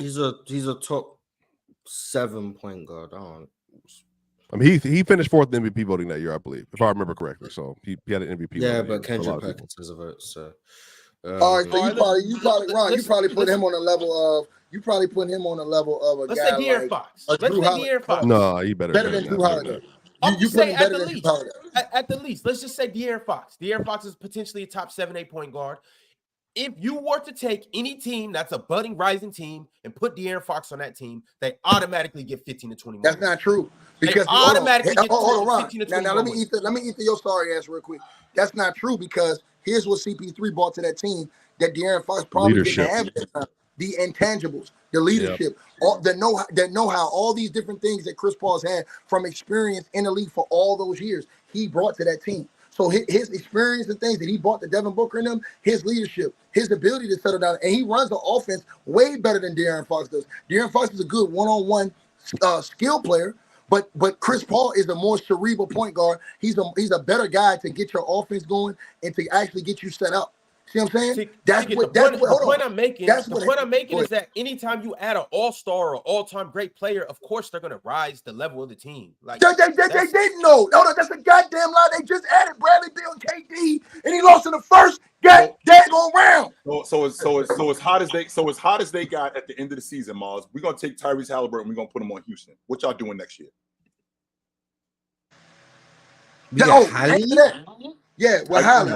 Oh, we're winning. No. Well, I will say, hold on, chill. I will say this for Marz. Now, I agree with this because I know Marz gonna say this. Now, if you traded Hallie for Fred VanVleet, the Rockets would be a playoff team next year, easy, because his playmaking would be better. His youth would be better. Right. His athleticism, his ability.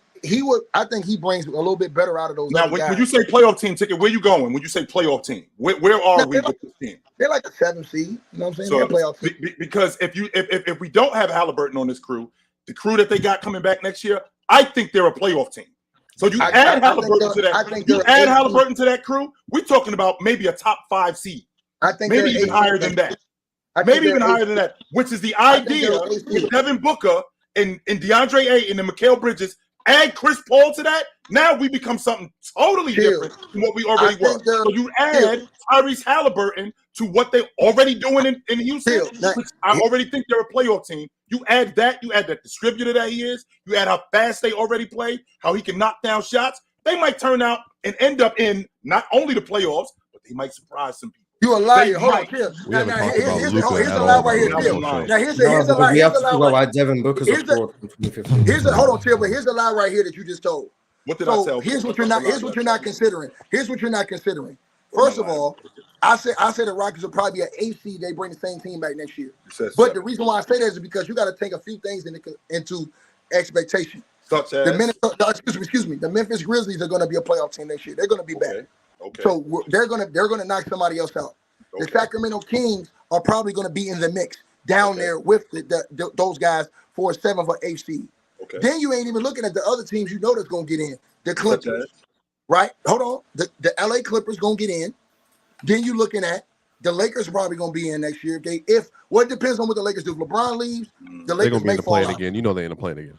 Yeah, I'm saying if LeBron leaves, they're going to probably fall out. But so we'll leave the Lakers out of this. But look at all the other teams. The Denver Nuggets, they're going to be in. They're going to be right. back. The Timberwolves, they're going to be in. Yeah. Right. The Mavs, they're going to be in. Right. Okay. That's 4 teams right there. That's right. 8 teams right there. And we didn't do this. We did not do this with the Sacramento Kings when they were not even in the play-in. The next year they end up in the playoffs in the top 3 seed. That's who I think Houston is next year. The next year they end up out of the playoffs. Right.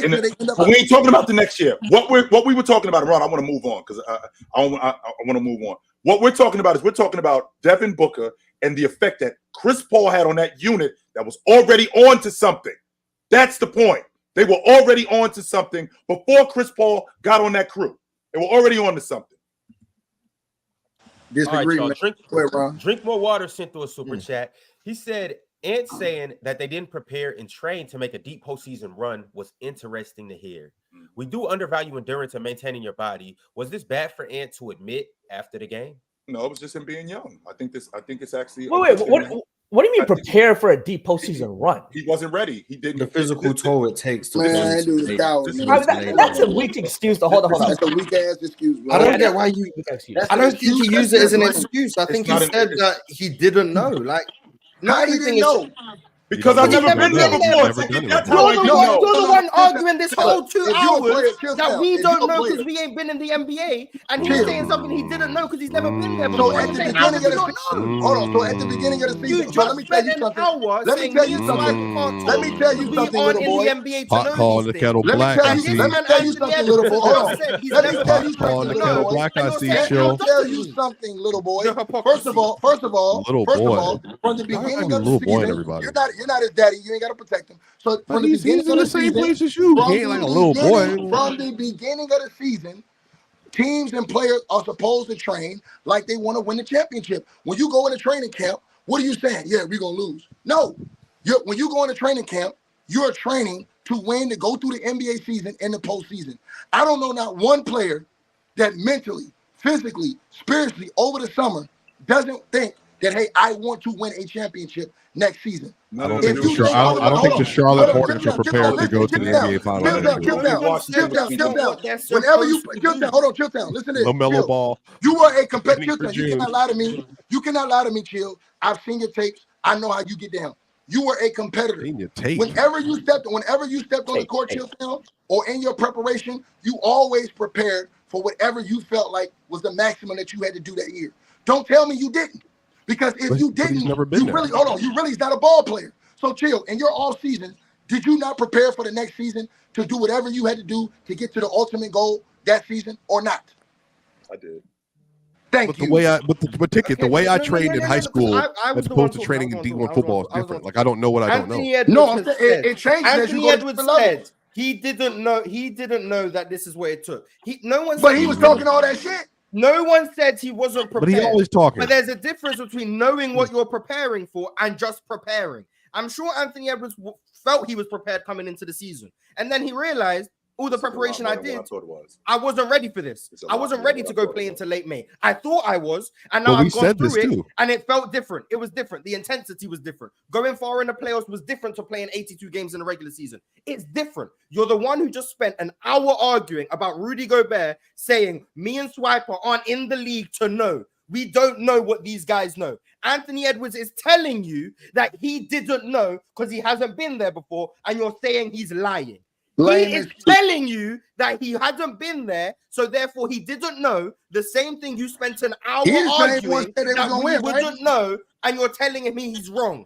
He told you for a fact he did not know because he's never been there. The same thing you felt passionately about as long as you've been on this platform, that if you haven't been there, you don't know. He says the same thing, and you say he's wrong. He lied to you, young fella, because he said before the game, he said they were prepared to win a championship, you lying jackass. So after the game, when he gets his ass kicked, then hold on, let me finish. So then after the game, he changes the statement. Now you want to run with that. Sit down and shut the hell up. That's a weak ass excuse. You got 6 more minutes That's of greatness off. What's your last point you want to make? Chill down. That's a weak ass excuse. He talked all that trash. He got the hell beat out of him. Deal with it. I don't want to hear no excuses about some, yeah, man, I ain't know this is what it took. No, because you was talking all that shit. Even after they won the last game, he was talking shit about they was going to win this series, and he didn't feel like they was going to lose, and they was ready to go. He said that. So I don't want to hear that shit. I don't want to hear nothing about no oxygen bag. I don't want to hear nothing about he tired. None of that shit, man. 22 years old, man. Tell me what 22-year-old you Chilltown you heard talking like Ant-Man talking. Not one. Yeah, I can. To this point, I can understand. I can understand, Marz, you saying that with the Edwards, he didn't understand what it takes to get to the finals yet, or to make a deep postseason run. I just don't get him saying that now. Like I said, after doing all the talking, him saying that they were like, what do you do in practice to prepare to make a deep postseason run in February? You know what I mean? Like, I just don't think there's any difference that they would have done. They simply weren't good enough. They just got beat by No, that's not true. That's not true. I don't think they would have done anything. No, that's not true, Jalen. I'm telling you, that's not true. That's not true, Jalen. That's not true. Hold on. Let me hold on. Do you think like his conditioning was the problem? No, I think it's even the way you finish the season. Sometimes when you sprint to the end of the year, and a lot of older veteran teams that have gone there before, they have said that you want to peak at the right time, but then you coast through the rest of the year, through the end of the year, to be able to build up enough energy to play a 20-game sample size over a 2-month run. Now, that part is true. The Timberwolves were sprinting to end the year, but largely because the cat wasn't there, and because Ant's point, they didn't know, like, physically what it would demand. That's like this one of the reasons, like when you run out of energy at the end of a playoff run, because of things you do over the course of the regular season. So it's just an adjustment. I think that's more so what it is. It starts in the summer, but even in the season, you have to taper off at some point to get ready to go where you need to go. See, I'm cool with Mike Conley saying that. I'm cool with Mike Conley, 36-year-old, saying that. Anthony Edwards at 22 doesn't have that. That's 22 years old. That's 22 years old. I'm not using anything as an excuse. I think Anthony Edwards played poor, and I think he's a flawed player. I've said that throughout the series. And that's a fact. But I've been saying all year. Okay, go ahead. I'm sorry, Marz. Hold on. He said 4 minutes. 4 minutes to half his goddamn chat leaves. So yeah, you sit down and shut the hell up in the chat room and tell your mother I said hello. Countdown. Hey, y'all, countdown. 3 minutes left. 3 minutes left. I'll make it short. The point that I was making. The point that I was making is oh, okay. Ron. He owe you 20 minutes from earlier when he was sitting here being quiet. No, that was the best 20 minutes of the show. Don't owe 20 minutes. That was the best time I had. But chill, carry on, and then did he really leave? To be honest with you. Oh, okay. Well, anyway, JJ Redick said, I can't remember verbatim. He said each playoff game is like 2 or 3 regular season games in terms of the toll it takes. That's what he said. He's a player. Now it's different for every player, of course. I'm sure if it was different for JJ Redick than it does for like Anthony Edwards, just in terms of the load they have to carry, the defensive responsibility. I'm sure if it was different. But let's just say he's right, or like it feels similar to that. Anthony Edwards played 79 games this year. He's one of those ones who tries to play every game as long as he's available. He played 79 games. He played 16 playoff games. If we assume 16 playoff games is the equivalent of 2 regular season games, that's 79 plus 32 games. It's hard to prepare for playing over 100 games, 11 games? Right? 111 games? Hard to prepare for playing 111 games in a 7-month span if you've never gone through that before. Anthony Edwards doesn't know the effect that has on his legs. It doesn't know the effect it has on his conditioning. He didn't know. I'm not saying that's an excuse for him playing how he played, because I think more of it is because he's a flawed player. The flaws I've spoke about months ago and a week ago and all those things. But him saying that he didn't know, I don't think that's a bad thing for him to say. I think it's honesty. I think he can say it if he wants. Now, if you're going to use that as an excuse, Anthony Edwards, he can play as badly as he wants because he wasn't there before, I disagree. But to act like it's just coming out of nowhere or it's unfounded, I think would be a bit disingenuous. I think a lot of people struggle going on deep postseason runs when they've never gone on deep postseason runs before, because it's something you have to adjust for. You have to get used to. You can prepare all you want in the off season, but it's a different level of intensity. Like, it's different. You can't just go in. It's the same way, like someone says, you can't just read a book and go and become an astronaut if you haven't actually gone through the training. You have to go through the training and know what you have to do to be able to do those things. And he probably just didn't know. And I think that's on his trainers to not help him. His trainers. But that dude right there, Chill, who I respect, I genuinely respect. It's also a culprit of this, because when I said to you, Chill, that Aaron Gordon, obviously rest in peace to his brother. It's just, again, I can't believe it happened. Aaron Gordon said that being the champions and getting everyone's best shot for 82 games. And you saw the Wolves; they played with like ferocious intensity because they wanted to beat them, and then they didn't have that energy versus the Mavericks at all. They peaked out and they were done. They played with NBA Finals level energy in that second round, which is why this whole thing happened. So what I'm trying to think, but chill. Aaron Gordon said that. He said that like we were not prepared, like, but mentally, and not prepared, but mentally, it was exhausting.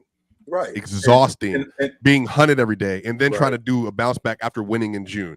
Right. So that's just a basketball though. Like I know you got to win still, but that's just a human nature part of basketball. Well, with that being said, you also have been through the grind. You also have seen what it takes to win. So now that you've seen what it takes to win, the idea of being mentally not mentally broken, but being mentally exhausted, it's different being the hunter as it is being hunted. But the idea of being mentally exhausted, you've been through that because you know what it's like to try to get to the mountaintop. You're going after who you are now. So you know what it's going to be when they come after you. But I think LeBron taught that lesson the best, though, Chill. Remember, LeBron was going out. That first one, cool. But like then he was second seed. The next year would be second seed, third seed, fourth seed. Because at some point they realized we can't push it to the end of the year. And I think that's where the Nuggets made a mistake. Because they went like 23-5 or something dumb. That you can't. That's what I mean. I think I do think you have to taper down at some point. That's what I'm saying. Well, here's the difference, though. Here's the difference, Wiper. I'm thinking about teams who have been awesome in the regular season and have basically done the same thing and turned it up even more in the playoffs. Mm-hmm. Prime example, wouldn't that be the Detroit Pistons? I believe it was in 06, 05 maybe, or was it 04 when they won 64 games? And then the next year, was that the next after they won championship? They won 64 games. I mean, this was a team that was winning 55, 60 games, if I'm not mistaken. And they know what it looks like when we're being hunted because we were those teams.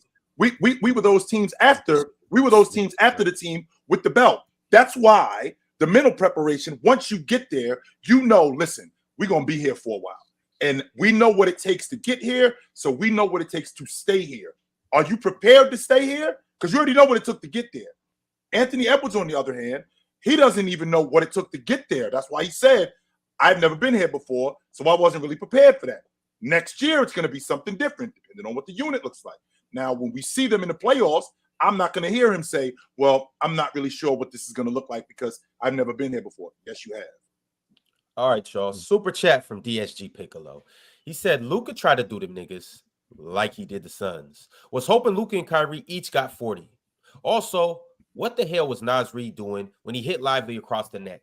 Finals should be good. Luka gonna show out. How do we feel about this 36-36 masterclass from Luka and Kyrie? Marz, he looked like he had no intentions in going back to Houston. I'm going back to Dallas. He looked like great. This thing is ending tonight. We are going back home, and y'all ain't coming with us. And I am going to take the initiative. I am going to score all the points early to get you guys going. And once he got them going, now whatever schemes Minnesota had, now they got to completely rip that up. And now they're scrambling because Luka's got it going. He's hitting from the logo. He's putting slow-mo in jail. Not only is he putting slow-mo in jail, Derek Lively's scoring around the basket. And that energy that he had, it just resonated throughout the rest of the crew. That was one of the, to be honest with you, that was one of the worst closeout games that I've ever seen from a performance from a team. But it was also one of the best. You've seen the Suns the last couple of years. What I'm saying, like I said, it was one of the worst. But it was also one of the best closeout games that I've seen. Because if you're not going to compete, we're going to kick your ass. I think they came out to compete. I think the competitive drive got knocked out of them by 17 logo threes. They came out. There was energy. Like that's what I'm like. I saw energy. Cat gave the effort the whole game. Now, did he play particularly great? No, but he was trying. He didn't want to lose. He's just Rudy was too. Rudy was trying. Like I saw that the energy was great. The only person who I didn't really like the energy was Ant, to be honest. But like as everyone came out with energy. But this man Luka is ridiculous, and I think he snatched the energy. That's what I think. I think he snatched the energy. Yeah, what a play on the other team. I want to give Dallas and Luka and everyone else, I want to give them more credit than I give the Wolves slander. I think Jason Kidd has done a very, very good job coaching this whole postseason. Which is interesting, Marz. Which is very interesting. I said I think he gets a bit too much hate. I understand like people don't really like get Jason Kidd out of there. He doesn't know schemes. He doesn't know how to rotations and all of that. You know why though? It's because their offense. It just seems like it's Luka Kyrie just taking turns, especially like this game. So it doesn't seem like he's doing a lot coaching wise to create. It just seems like Luka and Kyrie's greatness. I can't agree. Well, maybe in the regular season, maybe, but I can't agree with that either. Because, and once again, I have to go back to Game 4 for this because Game 5 wasn't really paying attention to details because I was just watching Lucas snatch chains. But Game 4, he made adjustments. They lost the game, but they made adjustments within the game offensively to counter the Minnesota Timberwolves drop. That's Jason Kidd's coaching. Them implementing Spain pick and roll for the first like 5 possessions of the third quarter was because the way they were playing drop and they were tagging and they were leaving open shooters. Now, if you hit Rudy with that little back screen, he can't play his drop as well as he used to, and now you're getting lobs to the rim again. Right. That was a coaching adjustment made by Jason Kidd. That's him doing that. That's good coaching offensively. Him using Kyrie in the way he is with Jaden McDaniels off the ball, and now they're running double staggers so they can get Kyrie. They're hunting the Kyrie Mike Conley switch. That's coaching. That's Jason Kidd. So like Jason Kidd's doing things offensively. Defensively, I've always thought he was a very good coach. Offensively, I think he does things, but I mean, you rely on your talent. Like you have Luka who can do everything in a pick and roll. Let's try run as many pick and rolls as possible. And Marz, do you think because I'm not one of those people that say like generational or whatever. Do you think Luka, like I'm watching these highlights, like it's just the skill level, and I think it's the shooting. Like it's the fact that like Luka is being able to pull your defense out to the absolute corner, like literally pulling them to the corner of the court. And it's like, okay, well, do we blitz? And then it's an easy throw in, and then it's like a bunch of chaos, or do we just recover? And then there's this gap. And I think that's what, like, literally, that's to me, that's what did it. Luka getting that first 3 off, 28 feet from the basket, and it's like step back, and Ant's just like, and it was cash too. It was cash. But once you do that, chill. Once you do that, it's like, okay, well, this is the type of day it's going to be. Right. And that's what Steph did. Steph used to do that all the time, like at its apex. So I think Luka for me, and I think that this new era, that's why I think these players could have done this at any point in time, because like there's just nothing you can do with some of these offensive players that if they're hitting their shots, it's over. There's no defensive adjustment you can make that would have stopped. Yeah, and I'm not gonna lie. This is when you know it's over for you, because the way Luka's shot mechanics work, normally he has to have backwards momentum to make shots. Like that's why he goes to his step back so often, or he'll decelerate. When Luka's dribbling into jumpers, like straight, like Damian Lillard pull-ups, like he's forward momentum making jumpers, it's over for you. Because if he's doing that, then there's nothing you can do, because his mechanics normally just don't allow for that. That's when you know he's on a heater. And I want to, like, I think we're getting there as a basketball community. We have to stop looking at like just percentages, particularly the 3-point percentage, when we talk about the best shooters in the league. Like there's no logical. How many? 10.4 attempts on 43% from the field, Marz. In that series, incredible at 3. 10.4. He couldn't miss. But like, there's no logical explanation someone could provide me to say Luke Kennard is a better shooter than Luka Doncic. Like, I don't care what the percentages say. When you look at the variety of shots Luke is taking, the degree of difficulty, the way teams defend him, he's clearly a better shooter than Luke Kennard is. He's a better shooter than Grayson Allen is. Like Luka, I've been saying it. I said it in Discord a couple of days ago on the Telegram group chat. Luka's probably one of the pessimistic viewpoint, one of the 15 best shooters in the league. With everything he can do as a playmaker, with everything he can do in the pick and roll, with everything he can do going downhill. And like his shot has improved every year. And now we're at a point where he made, I think, the second most threes in the league this year. Like, and they're all off the dribble. Like, what do you do with that? Like, that's the shot making is what makes Luka. There's no weakness to his offense. I never really. You dudes lost me. Swiper lost me a little bit. I do understand Swiper when you're talking about a pro and like once he gets going, it's really nothing to do. There's really nothing that you could do with him. Well, there actually is, and I don't mean when he gets the basketball. There's scorers more times than not are rhythm players, and how do they get in their rhythm? They get in their rhythm with the basketball. Now, how you could get them off that rhythm once they get off the ball, keep them off the ball, get them away from their spots, make it difficult for them, even if they do get going. Even like, for example, Luka cracked Luka has had games where he's cracked a couple of threes early, where he's had 7 or 8 points in the first 3 minutes of the game, and then a team may go zone, or he may look at a different coverage where he got the ball kept away from him twice once he got off of it. That throws his rhythm off, as opposed to continuously letting him get to his spots, to letting him get the ball, letting him get where he wants to go. If you're doing something like that where you're throwing a guy's rhythm off, we can at least slow him down.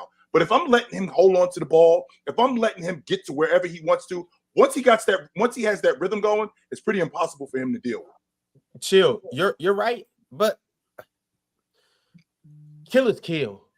And when they get pushed to the brink, when they get in that environment, when they get their eyes locked, when they get that look in their eyes, it's not really too much you could do. But then Luka even was hitting his twos yesterday, y'all. Like, that's the problem. Like, he started getting some step backs. He started snaking, and then he got the floaters, and then he would change it up on him, chill, and be like, hey, step back. Wow. Like, at that point, it's wraps. It's cooked. He was just in his zone. And on top of that, to add a whole nother layer to the whole thing,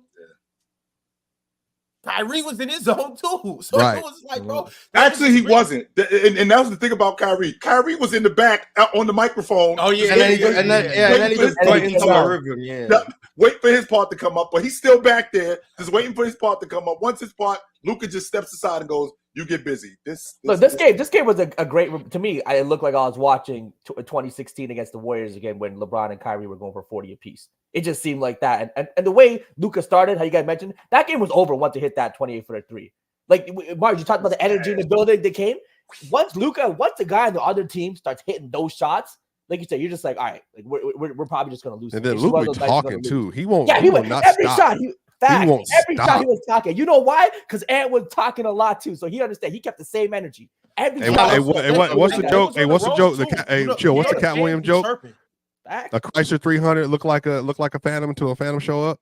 Until a Phantom show up. That's it. So all the people who are comparing Anthony Edwards to Luka Doncic, that got quiet real quick, rightfully so. I mean, Anthony Edwards still above him on that list of 25 and under players. So you'll never take that away from him. He was top. So. You'll never take that away from him. But yeah, I ain't gonna lie. I can't believe they got PJ Washington for nothing. Do you still think Steph Curry's a better finisher than Kyrie Ever? Man, respect to you as Apex, bro. I'm tired of y'all. Y'all be disrespecting the GOAT point guard for a lot of y'all, including Marz, all the time. I can't believe y'all. First of all, I don't have a list, and I'm 99% sure I have Magic above Steph. But besides, what did you say, Chill? I think all the way. Yeah, I mean, but finishing isn't just layups and stuff for me. But personally, what exactly is finishing then? So what else would it be? Finishing the play, Chill. Oh, here we go. Okay. Hold on. Let me go. I'm sorry. I gotta get this goal post and put it back over there. We gonna put this back. The Kyrie conversation, though, he is getting a lot of the respect that he was due before. A lot of the hate about. Remember, people wanted him out of the league. Nah, bro, hold on. Out of the league for a little bit. Marz, this is what I mean. This is who the Wolves are. They look so terrible. In last series, they wanted to play like, aggressive, like we're gonna beat them. And this is what they look like. This is who they actually are. Your team is. I know. I get it. I know. Or maybe Luka was able to, manipulate. No, not Luka. Don't say it. No. They both. No, I'm saying in this game, they both had 36. Murray and Jokic had 69 together. They just had people come to the party. That's the difference. Literally the difference in the closeout game and the last closeout game. I can't believe. I think Dallas defense. Chill. Up 20. They at ran home. out of gas trying to beat you guys. But if they would have, I'm telling you, man. They had it. They had the game. I believe they had the game as much as they were up by as much as 36. They were.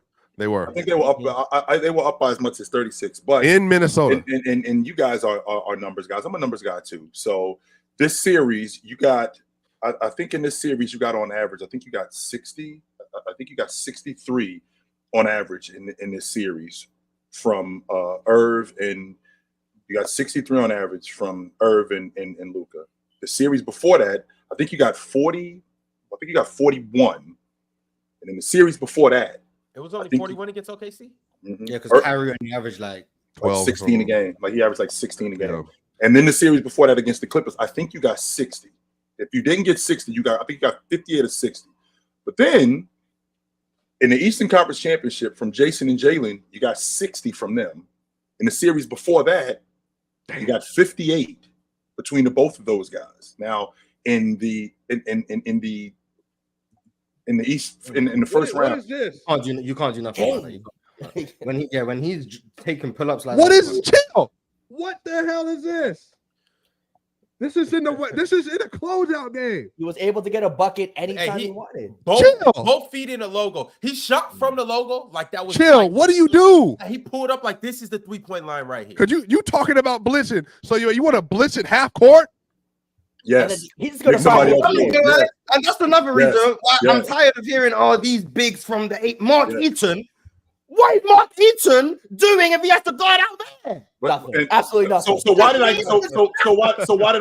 I get roasted when I said Joker would have done the same thing? Because it's an old head bias. That's all it is. I don't understand why I got roasted, because I'm trying to imagine the Dikembe Mutombo getting dragged 26 feet away from the basket. What would he have done in a what would he have done against what would he have done on a 4-5 inverted pick and roll? How could he handle that? He can't. He like, couldn't. The game's just that's why I hate. It's like, oh, what would this guy do in this? Like the errors are so different. Like there's no way you're gonna ask these relatively immobile bigs for like relative to today's game, like Mark Eaton, to go step out and guard pick and rolls 30 feet, 35 feet from the rim. Like there's no way you expect that from them. Is it worse, Marz? For the whole possession. Is it worse, Marz? And is it worse that like every time, what would be worse to play against you? Like, cause you got Joker who doesn't say anything at all. He'll never say anything to you. He'll just dominate, run back on the court. He'll just do this on the other end. Him. What's worse, that or when Luka every time he makes a basket, he's talking? It's Joker. Yapping. It's Joker. Yapping. The reason why it's Joker is because I expect that from Luka. Not just Luka. I expect that from a player, because that's just part of it. Like if I said this to you a couple of days ago, Marz, when Anthony Edwards threw it over the top of Gafford, I would have said something to him about that. I would not have been quiet about it. I would have definitely said something to him about that. If this dude is frying me and he's not even acknowledging me, he's just going back on defense and he's just playing, I'm in my head thinking, what the hell am I going to do with this guy? Because it's almost like I'm invisible to him. It's almost like I'm not even out here. He never looks at me, never says anything to me, won't do any. That's definitely worse. 100%. Yeah, I would chill. The guy was quiet. Because the guy who's talking, at least I could get going on some level. Okay, I'm gonna do something. That's fast. This dude that's quiet, I can't, because it's almost like I'm not even out here. He don't respect you. You feel like he don't even respect you. What am I even doing out here? I hear you. I'm saying it, man. When Luka does something ridiculous and just starts laughing, you want to like punch him in the face. I fell victim to that when he made that stupid scoop shot against the Rockets. Right. He just started laughing. I got triggered. Yeah. Don't laugh at my team. Don't laugh at my team.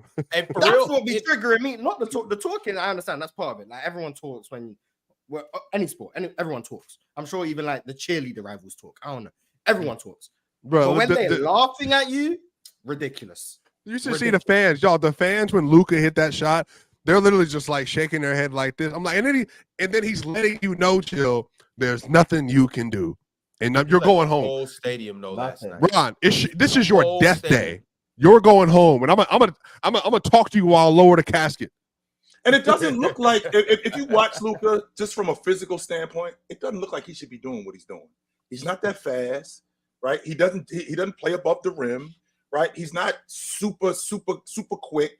But everything that he does, it's precise, particularly as a scorer. He knows exactly where he's trying to get to.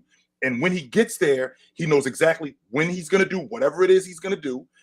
It's just different with him. I think he's the best scorer in the game. No, look, I'm telling you this right now.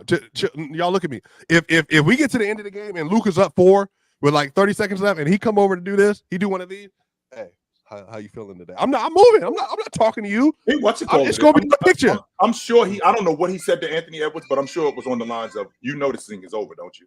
I'm good. I'm not a meme. You're not making me a meme. You know this thing is over. This is finished. And I can't say nothing because they up 3-0. So we'll see. Yeah, we'll see what happens. But yeah, Luka's fantastic.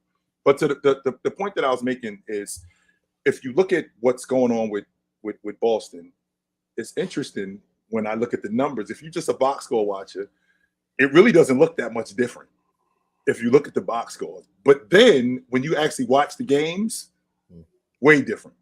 Completely different players. And I also think Luka's defense. Hold on, Luka's defense this series has to be appreciated. He was not a cone on defense. He was staying in front of a guy. And they're switching early. No, hold on, Swiper. No, that's the thing, Swiper. I just watched Anthony Edwards run by him. I'm gonna show you. Look, there's gonna be plays that happen. They did a lot of like Luka executes his role in the scheme, which is right on the perimeter. Funnel everyone towards the rim. Don't bother staying in front of Anthony Edwards. You can't. Just funnel him towards the rim. Send him towards the help. That's another thing. Jason Kidd philosophy. Normally, you don't want to send people middle.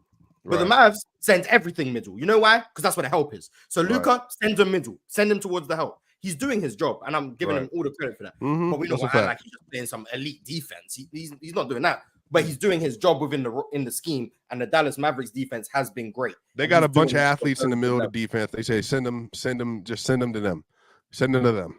And he's doing his job. He doesn't give up baseline when he's meant to give up middle. Like he executes, and that's all you can really like. Luka's never going to be a lockdown defender. So if you ask him to execute a scheme and he does it, okay, but well, can we just acknowledge that white players that are a little bit thick, not a lot of definition, Luka and Jokic, they just need some athletic assistance. So look, all I know is Jaren Jackson Jr., you got a place in Denver. No, that's all Jokic I'm saying. Is more of a defensive liability though. One, because positionally his position requires. No, he just has to work harder. He has to work harder because he is the funnel. Yeah, you can say that. He is the funnel. Yeah, but I do think. But that's what I'm saying. Jaren Jackson Jr., that trade is going to hit like crazy one day. Don't talk like that. Don't hit like crazy one day. Don't say that. Don't put that out into the universe. I'm telling y'all, he gonna ride away in Memphis. He ain't doing nothing. And he got an easy contract. How much he making right now? 25? Memphis will be back. Nah, chill. Stop saying that. Memphis will be back. Sorry, brother. No, stop saying that. Memphis will be back. Yes. Yeah, you kept it right now. Yes, you are. They got Marcus Smart too. They got too much. Yo, DSG Piccolo in the super chat. Just read this. He addressed. No. He talked about something that we didn't address. The Nas Reed hit to Lively. Oh yeah, that was crazy. That did look bad, like very bad. I didn't. I'm not gonna call it dirty, but it actually looked worse than what it was, Marz. Yeah, because he went down like he got shot. Right, because he had a neck injury. That's why I was concerned. Yeah, it looked worse than what it was. I don't think it was that bad. He was okay. Oh, also interesting. The Nuggets' defensive rating against the Wolves is better than the Mavs, but because the offense fell apart. But I'm not. Would you stop bringing that up? I'm leave that series alone. If you're barred, I'm leaving. I'm leaving right now. Everyone praising the Dallas defense against the Wolves. The Nuggets defensive rating was better, but I will say partially skewed by those very low scores. Look at this. Look at Luka. Watch this. Yeah, bro, what is that? Yeah, I mean, he wasn't even prepared to stay in front, Jalen. Yeah, he wasn't. Yeah, he wasn't. That's one play. It's fine. I think Luka's done his job defensively, and I agree. But I'm saying show that same love and appreciation to the other former Yugoslavian. That's all I'm saying. That's all I'm saying. Yeah, but he doesn't protect the rim, so like it's gonna. Yes, the Nuggets had a top 5 rim protection team, I believe, in the league this year. Stop it. Yeah, but how many shots he blocked? Okay. How many shots Bam dropped? What about Rudy Gobert? He's a fraud. We just had a whole hour discussion. But yeah, shout out to Luka, man. He playing defense. You get an effort from him on defense. That dude, Kyrie, though, is the fact that you have a dude. That's what I love. And chill. I think you talk about this too. Kyrie knowing just like the moment. It's your moment. It's your moment. I'm gonna let you do what you got to do. But it's as soon as you need help. As soon as you need help, I'm gonna step in.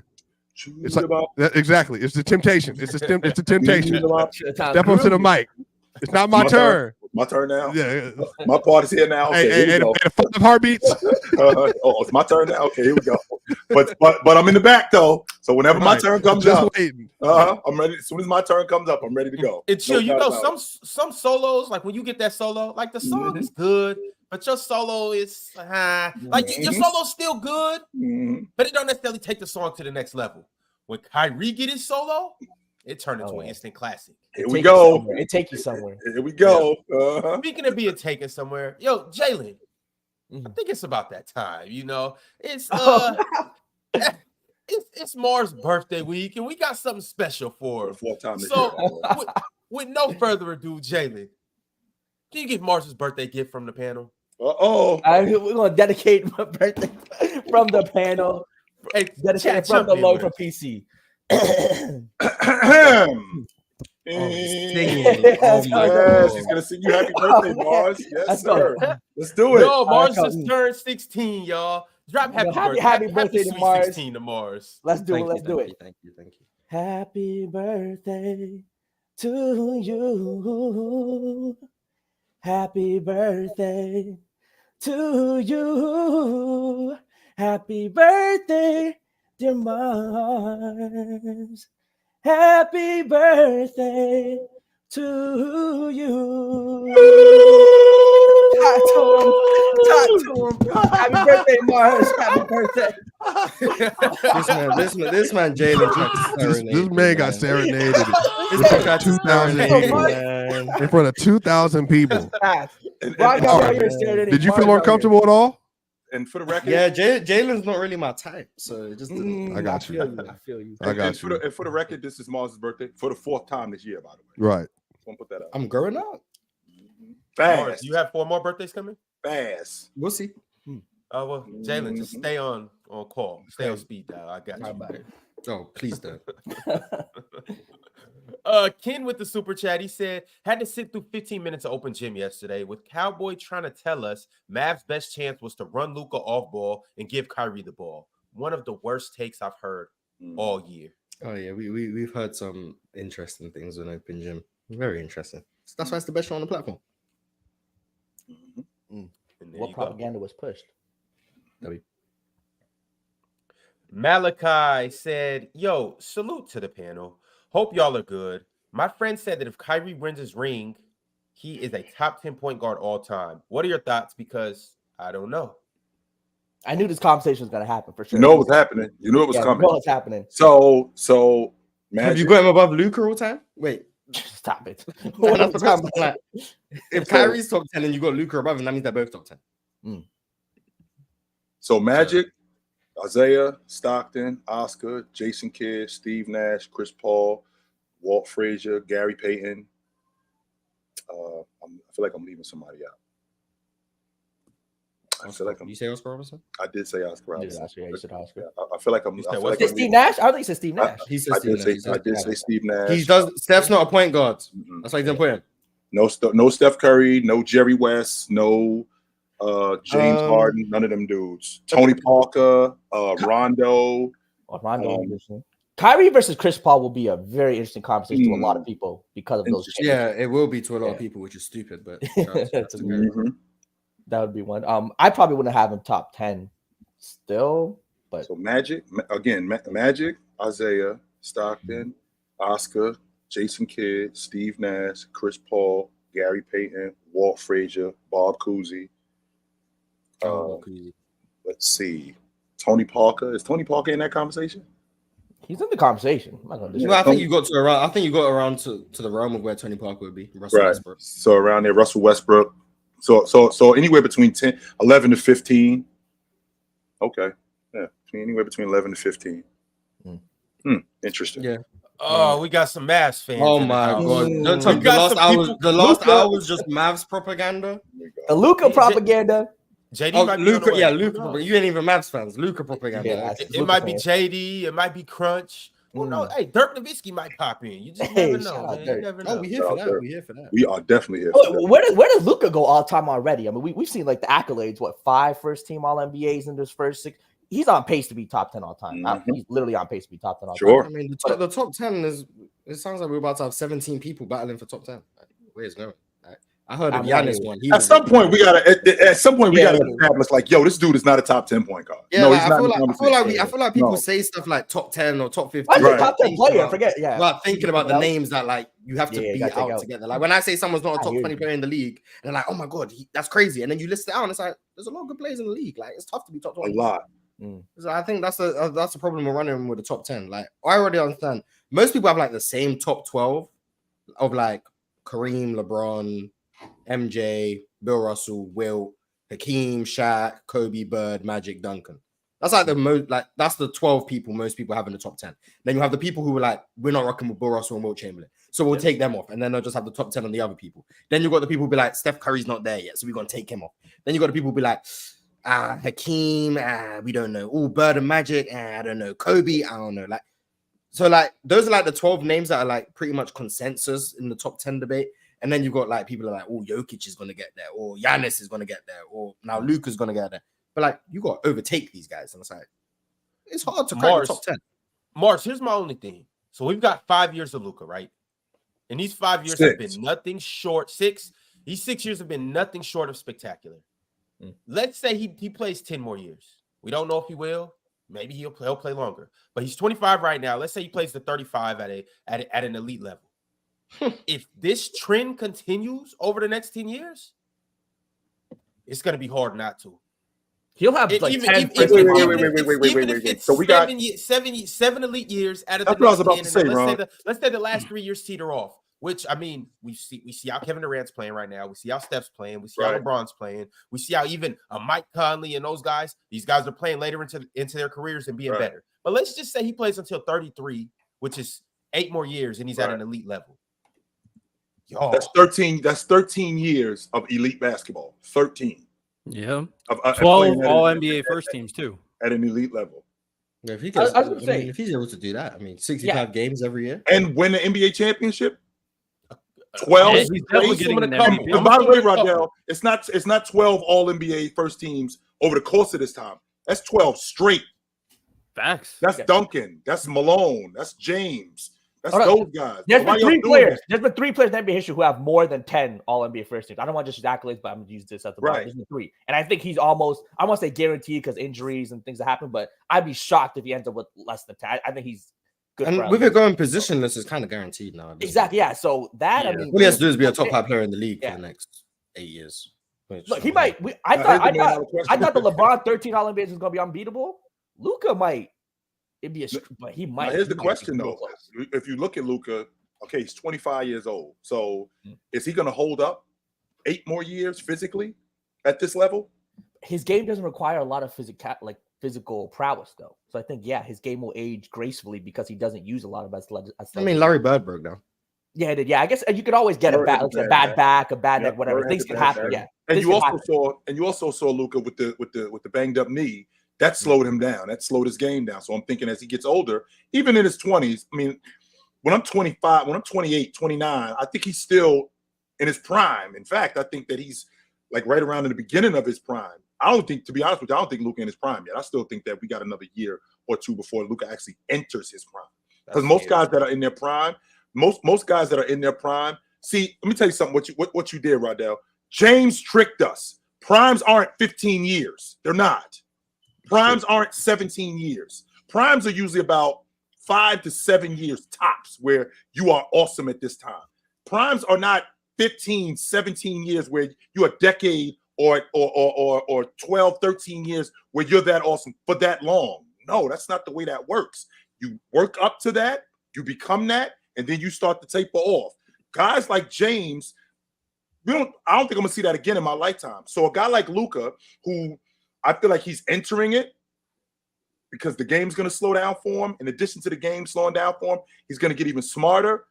With that happening, if you could get another 5 or 6 more years of that, I mean, I think we're having a different conversation about him. I'm not going to jump off the cliff and go, yo, Luka's the best of all time, because injuries matter. Injuries matter, and how you hold up, that matters. But I don't think Luka's game, I don't think the game is going to change that much. Marz and I have had this conversation about how the game has changed from just 2020 to today. I don't think the game is going to change that much where it's going to affect Luka's game. No, I definitely agree. I just don't, at this point, I know it took like his 6th year in the NBA, but I feel like at this point, when you saw him play in his 3rd year in the NBA, you should have been saying his trajectory should be one of the greatest players we ever seen play basketball. Like he's been that good. He's been getting better. Like he's gotten way better in terms of his 3-point and his true shooting in general. So his shooting has gotten a lot more crisp, but he's been a great player since jump. So I don't know why people are holding back. He's just one of those generational prospects. I mean, we want to say Wemby is going to be freaking better than LeBron James. So I mean, stop holding back. Luka's going to be top 10 all time. That's why we're trying to make Wemby into something that he's not yet, because see him as the first pick in the draft, and he's generational. So we want to be right about him. Well, you're going to be right. Just chill out. Let him become that. Riddell, the thing about a guy like Luka, and it's kind of night and day with Luka and Wemby, because you see Wemby, you see just the freak of nature. 7'5". I can do everything. I when you're watching Wemby, you're just your jaws are dropped. Like you're like, yo, what the hell? When you watch Luka, it's kind of like you look fat, you look slow. Well, how are you doing this? You look like you're being like this. All looks like it's Ron. That's the problem, though.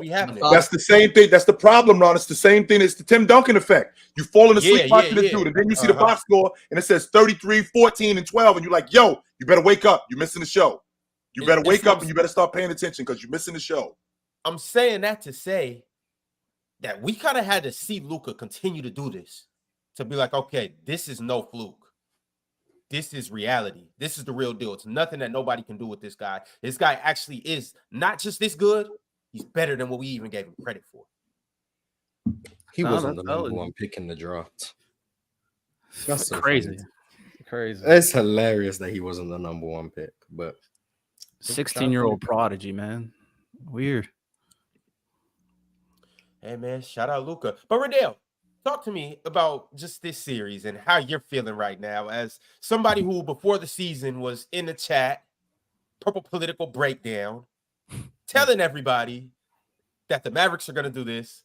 Luka's this. The Kyrie and Luka duo is what we think it is. You guys are not talking about my team enough. X, Y, and Z. You kind of spoke this into existence. How do you feel? It was actually getting corny, to be honest with you. I was like, Riddell, what are you talking about? Yo, come on, give me a break with these man. Like it was really getting on my nerves. But now I'm gonna undeniable. That's what this is right here. It's undeniable when it comes to Luka and the Mavericks. And at the end of the day, I've been praising Luka for a while because I thought he was that guy since I saw him play basketball his rookie. I was like, yo, this is one of the best players I've seen in a very long time. You just got to build the team around him. And I thought they were building towards it. Yes, they had the hiccup with them missing the playoffs.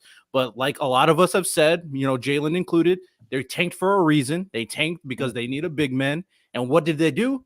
They got a big man, and that man is Derek Lively, and Derek Lively is arguably the third best player on the team right now. So they did exactly what they wanted to do, and they got a lot out of it. When the season started, I was like, okay, I think the defense is going to be pretty good. I think it will get back to form, but there's still stuff missing, and that stuff missing was the fact that Dwight Powell was getting any minutes at all, that was not okay. And our big man depth was shot. So we got PJ Washington. We got Daniel Gafford. Amazing minutes the moment they joined the team. And ever since then, I'm seeing the Mavericks play, and I'm like, yo, this team can beat any team in the NBA. I don't care who it is. Going into the playoffs, I was like, they could beat the Nuggets. They could beat the Thunder. They could beat the Timberwolves. But people kept on counting us out. And it's disgusting. They keep on downing this man, and he keeps proving them wrong. And as of right now, what we know for a fact is Luka's that guy. Luka's the best player in the NBA. You heard me say it. And Luka Doncic is about to cement himself and his legacy this year. Mavericks in 6. We taking down Boston. We're getting Boston out of here. Come on. And people, I want to say, think what Derek Lively is. Derek Lively in his high school class was #1 rated prospect in high school. He was projected to go first overall before he went to college. He went to Duke. They just didn't know kind of how to use him. His game just didn't quite work out with what they were running at Duke. So that's why he dropped down. But him, just the fit that he is next to Kyrie and Luka is just so perfect. Absolutely perfect. I thought he was a project more than anything. When he first showed up, I didn't really see the offensive floor raising. I just saw him as a project, somebody that was just going to be able to be around the rim and dunk the basketball, not really understand playmaking, especially as a rookie. I thought the minutes would be limited. I think Dallas did a really good job in bringing him along slowly, by the way. But I thought that he would be a project and he'd be somebody that they'd bring along slowly. I did not think that he'd have this kind of effect. Luka has made him, and this is the reason why. This is the reason why anybody can trade a secretary. You can screw him up too. Because if he ends up in Washington, if he ends up in, I don't know, not New Orleans, but if he ends up somewhere else, they could wreck him. But the fact that he's in Dallas and he plays in that system with Luka, who involves him in the offense the way he does, looks for him around the rim, actually encourages him to run the floor, rebound, screen, dive into the basket in the short roll. He encourages him to do this stuff, and they're patient with him. That just enhances his game, as opposed to him being in Washington, where they don't know what the hell they're doing up there. They have no idea what they're doing. They could have very well wrecked. They could have very well wrecked him. Very well could have done that. And y'all notice after Draymond Green gave Daniel Gafford advice, he actually implemented that exact advice in the next game. He started doing a lot of DHOs. He started looking to pass, and he stopped putting the ball on the floor, turning it over. So shout out Draymond Green for the advice, man. Daniel Gafford. Draymond's helping Dallas beat Rudy Gobert. W, and it That's worked. really what's going on, Marz. That's exactly what's going on, Marz. That right there. Anything to get Rudy off the floor. All right, y'all. I got a super chat from MP13. He said, how long do you think it takes a fundamentally flawed offensive player like Ant/Tatum to develop the prerequisite skills of playmaking to become a player that has no offensive weaknesses like Luka? I don't think you just develop that. Yeah, some people are just kind of born with it, or you just you can't just develop to understand the game like Luka Doncic. That's what I was about to say. How many? If you can guess off the top of your head, Marz, how many offensive players do you know in the history of the game that are flawless? I mean, it depends how nitpicky you want to get. If you want to get nitpicky, you'd say Luka's flaw is playing without the basketball. Mm-hmm. You'd say Magic's flaw was the outside shot for the majority of his career, and he was very ball dominant. LeBron's flaw would be the jump shot, the free throw shooting. Right. Steph's flaw would be like he's not the best finisher of all time, like because he's small. James Harden would be the ball dominant, same thing. Like, if you want to get nitpicky, there'd be no flawless player. But like in terms of just like, can they pass? Can they shoot? Can they dribble? Can they play in pick and roll? Can they play in isolation? Luka's pretty close to where he's good at everything you'd ask an offensive player to be good at. And again, what I don't want to do is, I know that we're in the moment right now, so I don't want to jump off the cliff. Is Luka now becoming, because we are here? Because if they lose last night, are we still talking about Luka as being one of the most pretty close to a flawless offensive player? Are we still talking about Luka? I'm doing that. I thought he played well. He still had that game, but let's just say Minnesota. Right. I will say, if in a hypothetical world where the Mavs lost to the Thunder because the Thunder's game plan of let PJ Washington and Derrick Jones shoot just worked, and they shot 20% from three, right? So the Mavs lost. The conversation around Luka would be different, wrongfully so, in my opinion, because I think I'm not holding Luka to the standards of if PJ Washington misses shots, he's worse. I'm not doing that. But the conversation would be different because you don't see what he did against the Wolves, the best defense in the league. Because for what it's worth, Luka's only just got to neutral efficiency for the playoffs. Before that, he's just been inefficient throughout the playoffs. He's only just got to 0.0 relative efficiency. So only just now. So I lost all my money, Marz. I'm just breaking even. He's only just got back to breaking even. I'm breaking even right now. So if he didn't have that series that he just had, the conversation around Luka would be different because of things that I think would be out of his control in terms of other guys making shots. Also, but now we've seen it, he gets to get praised. Also, the lasting impression would be kind of skewed too, because whether you want to admit it or not, Luka was obviously compromised in that Thunder series, and it took until I think it was game 5 and 6 when he started feeling more healthy. And in the Timberwolves game, he looked pretty healthy overall. He's still hurt, but he looked pretty healthy. And that lasting impression with Luka playing as bad as he was in terms of shooting percentage and him not making a lot of his shots, people are like, oh, is that really Luka? Maybe this is who Luka really is. Mm-hmm. And it'll be pretty nasty. Yeah, and that's what I say, though. This is the worst version of Luka we've seen in the playoffs. Listen, all the versions I've seen of Luka, he's been better. Even though he hasn't made it as far. Scoring-wise. Yeah, I guess scoring-wise, you can say this is the worst. I've seen Luka better in other playoffs before. But because they're winning now, people are not. But I just want to say, this is still, to me, not the best we've ever seen Luka in the playoffs. Interestingly enough, watching Jayson Tatum and watching his game has now become a product of his system where he's shooting the long ball like that. If you go back and you watch him in high school, you go back and you watch him when he was at Duke, when you watch him in the summer league, when you watch him when he first got to the league, his game was pretty much the same. Where he played in the mid-range, he was getting downhill. He had to pull up jump shot. He had that one-legged in the mid-range. He was doing that years ago. He was doing that in high school. He was doing that at Duke. Now, when he gets to the Celtics, where they now have a 5-out, where they're playing at the long ball line more, I also think that's a detriment because I feel like he could be so much better if he used all those other things in his game that he already had. I feel like because this system plays at the long ball line as much as it does, it has him only doing what the system does instead of him playing his game. There's many times where I see him, because he does get to spots. He does get to that spot in the mid range where it's a 1 or 2 dribble pull up. I don't want to take up too much of you guys' time, but he does get to the spot where he's got that 2 dribble pull up, or he's on the block and he's 6 or 7 feet away from the basket and he has that turnaround. He does all of that stuff. I just feel like he sticks to the stuff that's within the system instead of playing his game. That's why the triangle was so good. The reason why I say that, Ron, is because the triangle allowed you to still play your game, but within the system.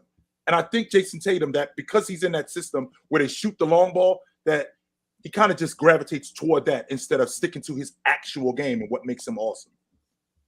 And it's okay that Tatum and Ant, I don't think will ever be as good as Luka. They'll never peak as high as Luka. They'll be phenomenal players, but they'll never be that. And that's okay. Like, players aren't supposed to, reach kind of the heights that I think Luka and even Jokic in a lot of ways. Like, those two will never be Luka and Jokic, and that's fine. They'll still be great players, still be championship contenders on their teams. They just won't be Luka and Jokic. And we just talk about offensively too. On the flip side, those guys will never be them either. And defensively, sure, yeah. For sure. Yeah, 1000%. Yeah. I mean, I'm not a big Luka fan, but I can recognize. See, that's the thing that people, and it makes me nuts with fans, where if you're not a big fan of their guy, but you can recognize what they do, you hate them. Oh, I don't think it's a player in the game that scores better than Luka. Nobody makes it look easier than Luka. Nobody. That includes Joker. That includes Tatum. That includes Curry. All of these dudes. None of you dudes score the basketball like this guy. That doesn't mean that I hate him because I'm not a huge fan of his game overall. That doesn't mean that. You'll be reminded who Joel Embiid is next season. Don't worry. Alan L. with his daily super chat. He said Luka Doncic is better. L Ox, L Dub, Dub Mavs. Also, Luka talking shit to the Boston fans will be hilarious. Facts. They can't even call him the N-word, so they're gonna have to start thinking about more. They can't even embrace that. Okay? So they're gonna have to start. They're gonna have to try and be creative. I don't know what they're gonna call him, but they can't call him the N-word. So that's gonna be just for Kyrie.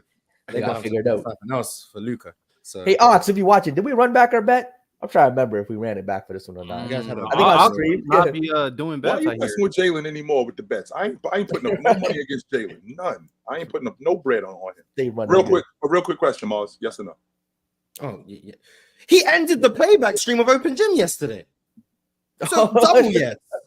Double yes. Quadruple yes. Oh, Were you up there pushing L Dub propaganda? No. We was watching Embiid give Wemby 70, and then stream just got ended. So I forgot Wemby was the one. So did this dude pull the fire alarm in school? Oh yeah, no, he definitely shouldn't have got an accident. Is that what he just did? He pulled the fire alarm in school. Yes, stream just ended abruptly. I had to go make a new one real quick. I was doing Claire's job for her. Oh man, I know it was a reason why you did that. Dub wouldn't do something like that. No way Dub would do that. Okay. But so Marz, what you mean to tell me is the drunk Boston fans is gonna be like, they're just gonna go to their default, insults. They're gonna be like, you Luka, you they're gonna have to think you fat white dude.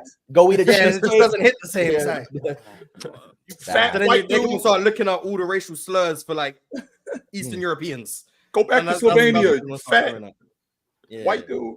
Yeah, they're gonna start finding the Eastern. There you go. They're probably gonna be like, "Hey, sign with us." They want him to join them. Maybe Ron said Jokic played the Hospital Wolves, KD and Book on their own, Lakers an 8th seed, Heat. Mavs have beat a 51-win team, 57 and 56, and now play a super team, 77 over 15. Super team. Here we go. See, I don't want to see. Obviously I'm the Luka guy, but I don't want to do that. I don't want to start discrediting what the Nuggets did in their playoff run.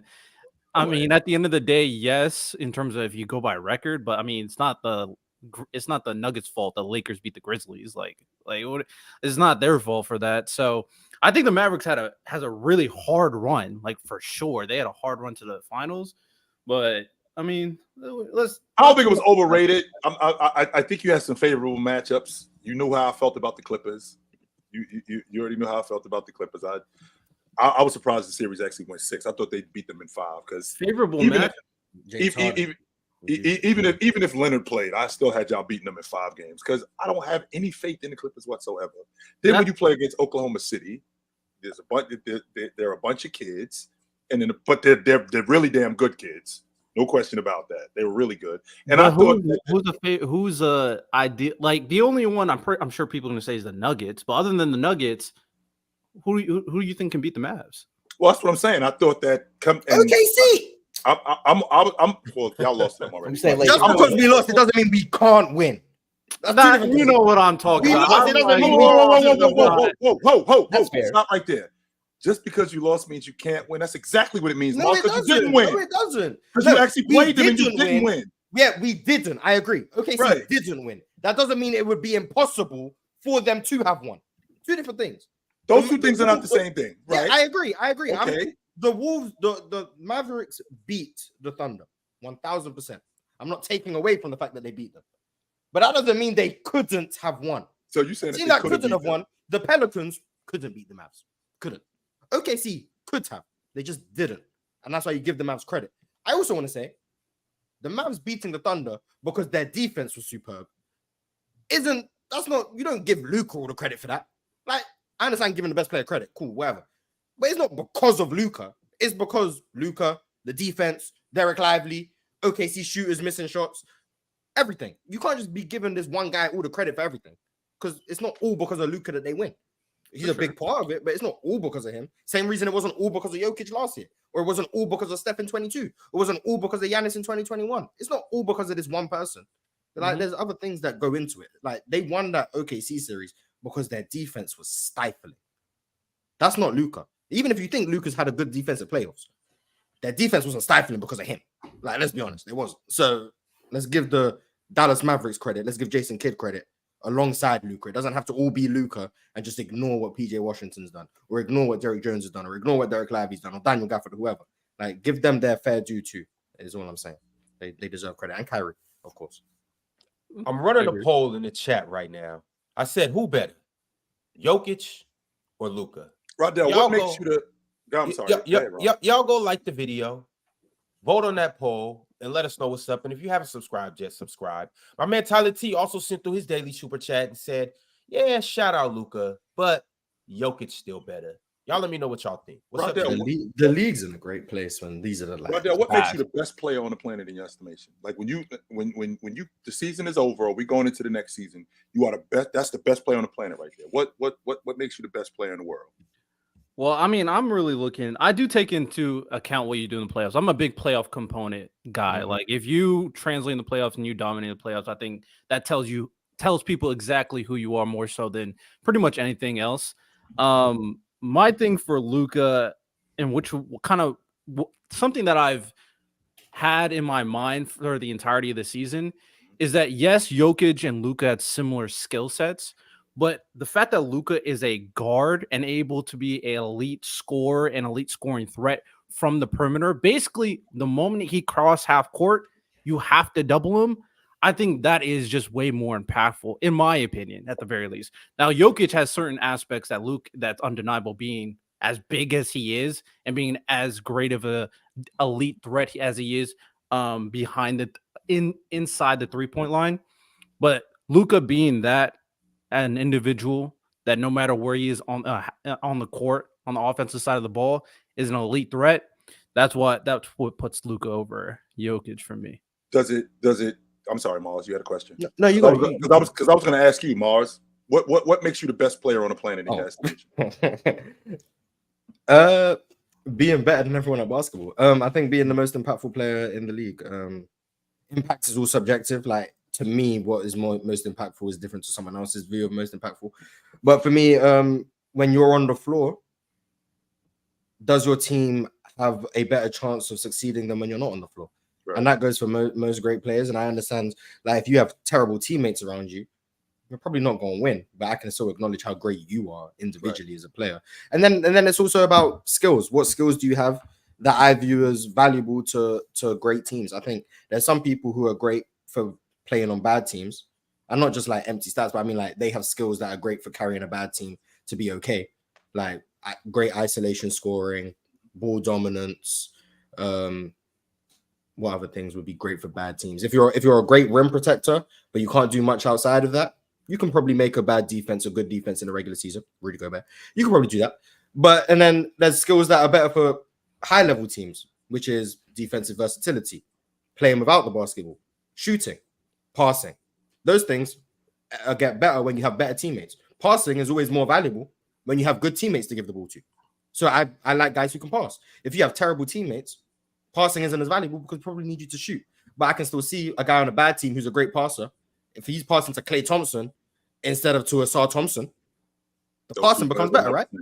Exactly. So like I can understand it's about the skill set and not just about what's around you, which is why I knew Daniel Gafford was a good player, despite what was going on in Washington because of his skill set. I knew you give him a player who can actually create for him, and you have him as a rim protector, you're in a solid spot. But in Washington, it's cooked. So like I think his skill set, impact, how your play style projects onto great teams. So I don't need to see, because sometimes your team just isn't built well. I'm not going to hold that against you, like KG, Giannis for early parts of his career, etc. So all of those things into one culminates into who I think is the best. And right now I've been consistent. I think Jokic is the best player in the world. But I've also said I think the top four should be inarguable, in my opinion. If you don't think the 4 best players in the world are any order of Jokic, Giannis, Embiid, and Luka, I think you're wrong. And I understand Embiid because of the health. If someone says not Embiid, leave him out because of health, I get it. But if you just say he's not as good as those guys, I disagree with you. But the health bit, I get it. But Jokic, Giannis, and Luka have to be in everyone's top 4, in my opinion. And I think it's crazy that everyone is just forgetting about how good Giannis is because we haven't seen him in the playoffs because he's been hurt. I think that's ridiculous. And he's going to remind you guys next year that he's in these conversations because Giannis is one of the best defenders in the league, one of the best scorers in the league, and his playmaking has developed every year. So just because he can't shoot, put some respect on Giannis's name, please, because he's great. And that's why I think the league is in a great spot because we have 4 players who are playing at all-time levels all at once. Now, Embiid is more regular season because he gets hurt in the postseason. But Giannis, Luka, Jokic, playing at all-time levels. Now, where they rank all-time, I don't care. But they're playing at all-time levels that we haven't seen. And I want to give them all credit for how great they are. But for me, best player, who impacts their team the most, your skill set, all of those things. So right now, I got Jokic, but I'm fine with whoever you guys have. Jalen is in addition to that, does how long you do it matter, or is it just a year-to-year thing? Well, I think it's so if you've been, so I can say that's an interesting question. So if you've been, let's say, without a doubt, the best player for a 4 or 5 year stretch, one down year, you could say where another. That's what I'm saying. So you can have 2015 LeBron bad year, but like it's like he's LeBron. And I want you to lead. I want you to stay right there. If he's been the best player for 4 or 5 years, how did he get there? Like, because I don't think that you just show up one day and be the best player on the planet. Like, how did he get there? I mean, to what Marz says, it's like the impact, skill set, playoff transition, playing well in the playoffs, doing all that, the combination of everything you look at, and he was clearly the best player in the league, without a doubt. But I do think now with these 4 guys, in a lot of ways, look, I think Luka is the best, but like Marz said, those 4 guys are like right here. Like, it's not some huge gap between the guys. Depends on kind of what you value. You can make a case for Jokic. You can make a case. If you really value defense, I completely understand if you think Giannis is the best player in the league. Like, there's no argument for it. So you value defense, like, cool. I get it. He's the best player in the league, without a doubt. Joel Embiid, we saw what he can do when he's on. He just needs that playoff transition. The one thing I will add to what I factor in now, especially after this postseason, and even kind of looking back at some of the things that happened to Giannis, is how these players adjust to playoff defensive adjustments. Because clearly in the playoffs, teams come in with a game plan to quote unquote stop you, especially when you're the guy, and your ability to adjust and kind of work around that and still be effective, I think is a big deal. And obviously with Giannis, them, quote unquote, building a wall at the rim definitely hurt him in some playoff series. But I think again, so I think I'm just giving Luka the edge because I think he's able to make that adjustment the best out of those guys. Go ahead, Marz. I agree with everything about the adjustments on all of those things and how you counter those. Do you feel the same way about teams making offensive adjustments against you, and then now they're targeting on you on defense, and how you deal with that? Because Boston is going to present a new challenge that Dallas haven't seen defensively. And I'm sure even the biggest Luka fans understand they are targeting him 1,000%. Yeah, Boston are targeting him. They have 4 guys who can all dribble, create, shoot, and Luka's going to have to guard one of them. Like realistically, he's going to have to guard one of them. Right? They're gonna target him. They're gonna bring him into the action. You can pre-switch, but it can bring up another person. If Luka struggles to deal with that, which I don't think, like, I think is reasonable to assume he might, because he's still not the best defender. If he struggles to deal with that, are you going to evaluate Luka differently, or have you gone into the series understanding that's a possibility, and you know even with that you still know who Luka is and he's the best, regardless of understanding that that's possible?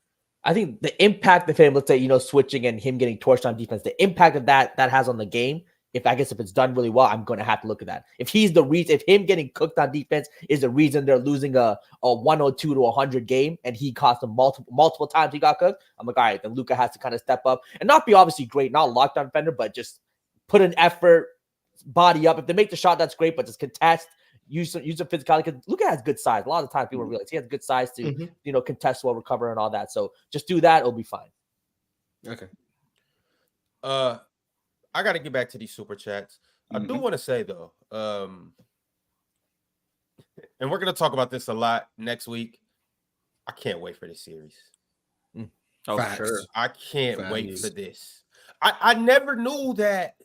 I mean, Riddell, I played you guys cheap. You know what I was saying last summer. I don't have to dig up old skeletons and whatnot. I don't have to do that. Okay? I remember that. Right? I apologize to the Mavs Nation. But I had y'all as a playing team. I did. Fast forward, now that we're here, you guys completely deserve to be here. You're supposed to be here. And I tip my hat to you. I'm saying that to say it's going to be some fireworks in this finals. And the reason why, Ron, is because we're gonna settle some things. That's why you're ready to see it. This isn't like a team coming back to the finals. This is not like it's a team that's been in the finals and you just want to see if they can do it. No, there's a lot of narratives here that's gonna get settled at the end of this. There's a lot of stuff that's gonna get settled at the end of this that we're gonna have to shut this down. Hey, we're gonna stop talking about this. Marz, I know it's a week without games. Well, 3 days. We'll have 4 episodes without a game to talk about. But it's a lot to talk about just in this series alone, aside from every other side tangent and whatnot. Just in this series right here, it's a lot that we got to dissect and break down and whatnot. So I can't wait to do that next week. In the meantime, let me go ahead and shout out everybody that's in here. Also, if you weren't here yesterday, remember the word of the week is Raphis Kakulatis. All right. Shout out to the dodo birds in the chat. And we won't be on playback today, unfortunately. We won't be on playback next week. Possibly. We might do some other things. So you guys just keep your eyes and ears at attention because we might do that. But still, go to playback.tv and join the Players' Choice Room and be prepared for when we do fire that up. For sure, for game 1 of the finals next Thursday. More Ohtani game. Streaming Ohtani game, Ron. Get the baseball rights. Streaming Ohtani game. It's great watching Ohtani. I'm just saying. Ohtani, he's a good guy. Shout out to these guys right here. Number one in our division. You know, we holding it down. Hey, Riddell, I'm sorry, but Texas can't really mess with Washington right now. It's unfortunate. Hey, when it comes to baseball, I'm a Yankee fan. Texas. Yeah, y'all still losing to the Dodgers. It's gonna be a Yankee. You're not a Rangers fan? Oh no. Oh, right. He's a Luke. He's not even a Dallas fan. He's a Luka fan. Yeah. Wait, Riddell's a good guy. But hold on. Wait, Riddell, where do you live? If you don't mind me asking. I live in Ohio. I was born in Hawaii. I don't really have. You live in Dallas, man. No, he's just a Luka fan. I am just a Luka guy. I claim, Ohio, man. I support the Riddell's front running, man. Riddell's a Patrick Mahomes fan. He a Luka fan. Oh, you just root for the best player. No, I root for people who I like their games. That's why I only like the best players game. Luka now just became the best player. To you, he's been the best player the whole time. I said Luka was that guy since his rookie year, man. I've been on exactly. So you've been rooting for him because he's been the best player. To you. Oh, not his rookie year. He wasn't the best player. See me? I go through the trenches. Jalen Green. I go through the trenches. You ain't never been in the trenches. There we go. Ever. You know I Hey, I used to root for the Lakers when they had Nick Young, Ramon Sessions, Kendall Marshall. Y'all remember those days? 7 assists. I thought remember those days? I used to root for that. I really thought Kendall Marshall was going to be a good pro. I did. UNC legend. Kendall Marshall, man. He was averaging like 8 assists a game that 1 year. No, he was in North Carolina. Theo Holmes said, if Kyrie dominates in the finals and wins finals MVP, how are we looking at him all time? That seems to be sounds like you already got your mind made up of how you're looking at him. This is just a formality. That's what it sounds like to me. Because what happens if he sucks in the finals? What happens if he doesn't do anything in the finals and then they end up losing off the strength of him not being very good? How you looking at him then? Damn, that's a bit negative. Right, exactly. Because it sounds like you already got your mind made up about him. I'm looking at Kyrie as one of the most skilled players of all time. Offensively, one of the most skilled offensive players we've ever seen. I don't know where he would fit in that conversation, but I think you have to have the conversation with his name. Kobe, Hakeem, Kyrie, Jordan, Luka.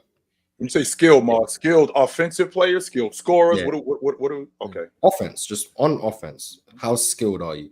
Kyrie's in that conversation, in my opinion. The finals his ability to use both hands is so underrated, bro. Like I think he's actually better going to the weak hand than he is his strong hand. And I know that sounds crazy, but I feel like he's better going to his weak hand than he does his strong hand.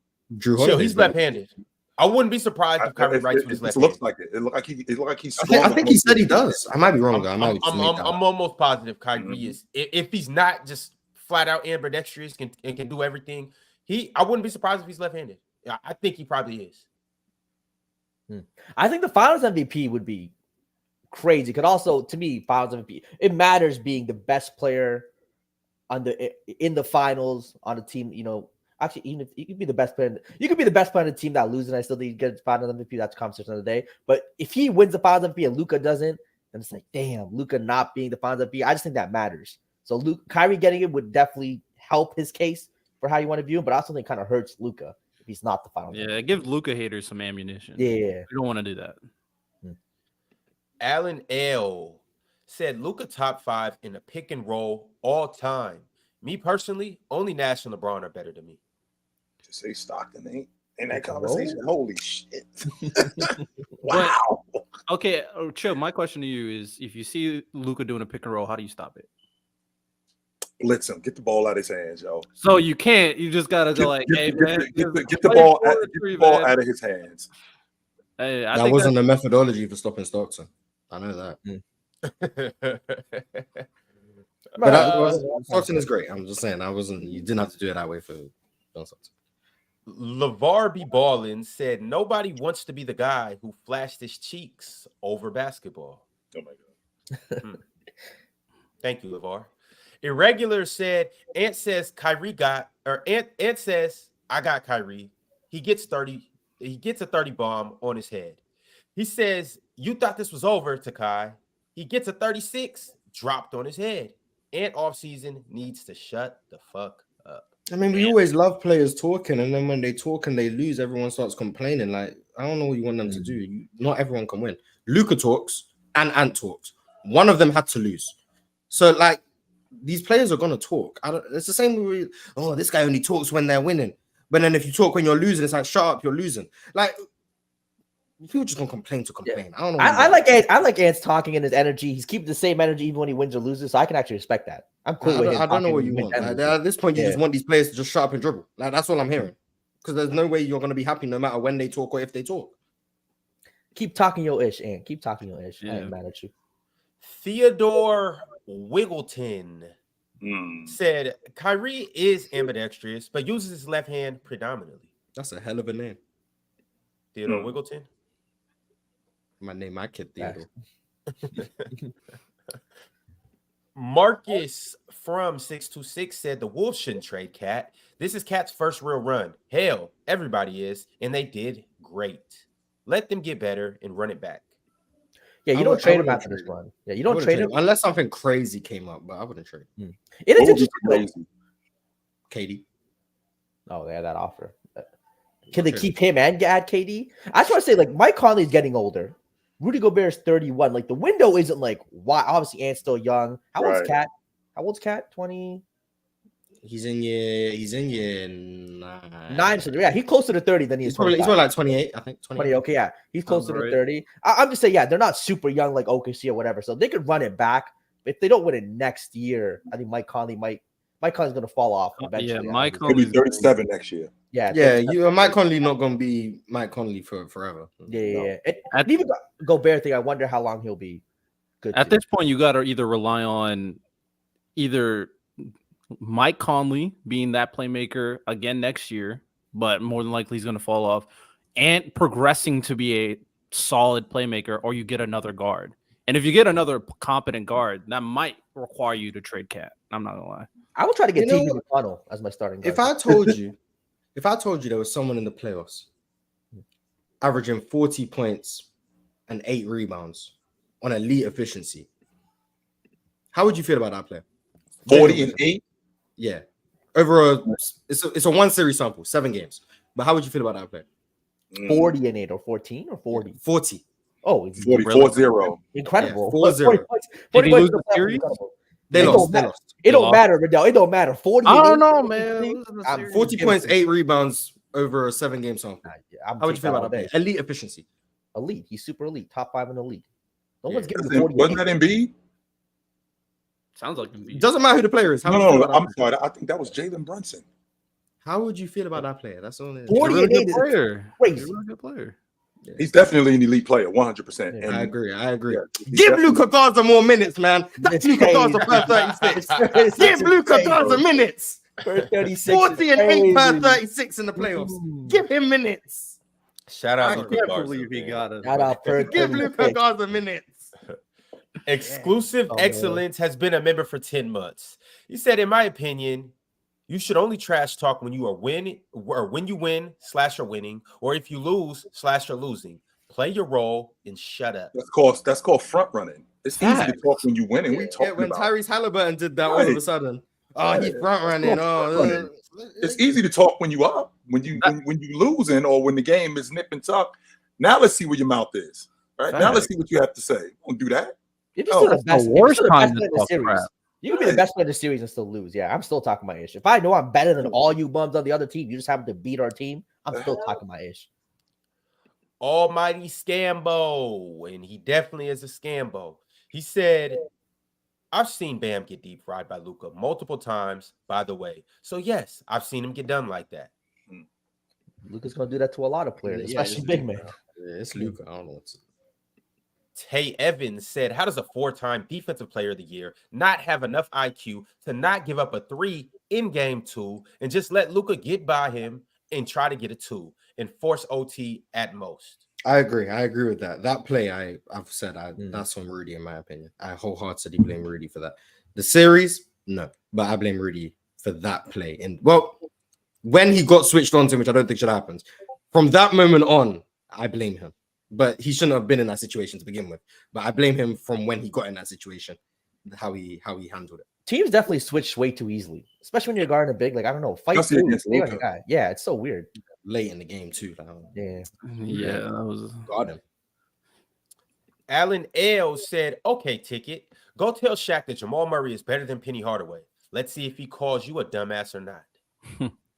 I don't think Jamal Murray believes Penny is better. I mean, Penny is Oh yeah, that's Shaq's teammate. Oh, I forgot about it. Kwabe said, calling Booker a perennial loser with some of those early Suns teams he had is just completely ignoring context. Bender, Bledsoe, Marquise Chris, Tyler Ulis. Yeah, that team. Hey, respect Tyler Ulis. Respect Tyler Ulis. I loved him. I loved him coming out. I thought he was going to be the next Chris Paul. Didn't work out.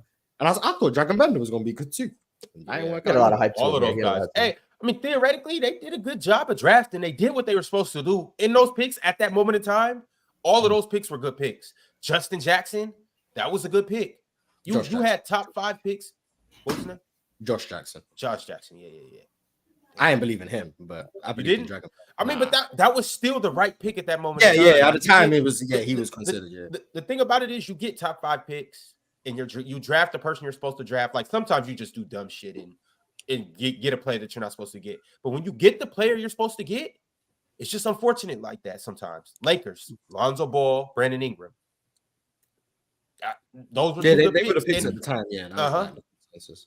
And even now, like Brandon Ingram is good. Lonzo Ball, if healthy, he will be good. 76ers. Markelle Fultz and who was the other one? Markelle Fultz and remember they? Oh, were those good picks at the time? Yes. Well, okay. For me, you couldn't tell me Markelle wasn't going to be the best player in the class. I was convinced. Jalil, not so much. Didn't they have Nerlens Noel before Jalil too?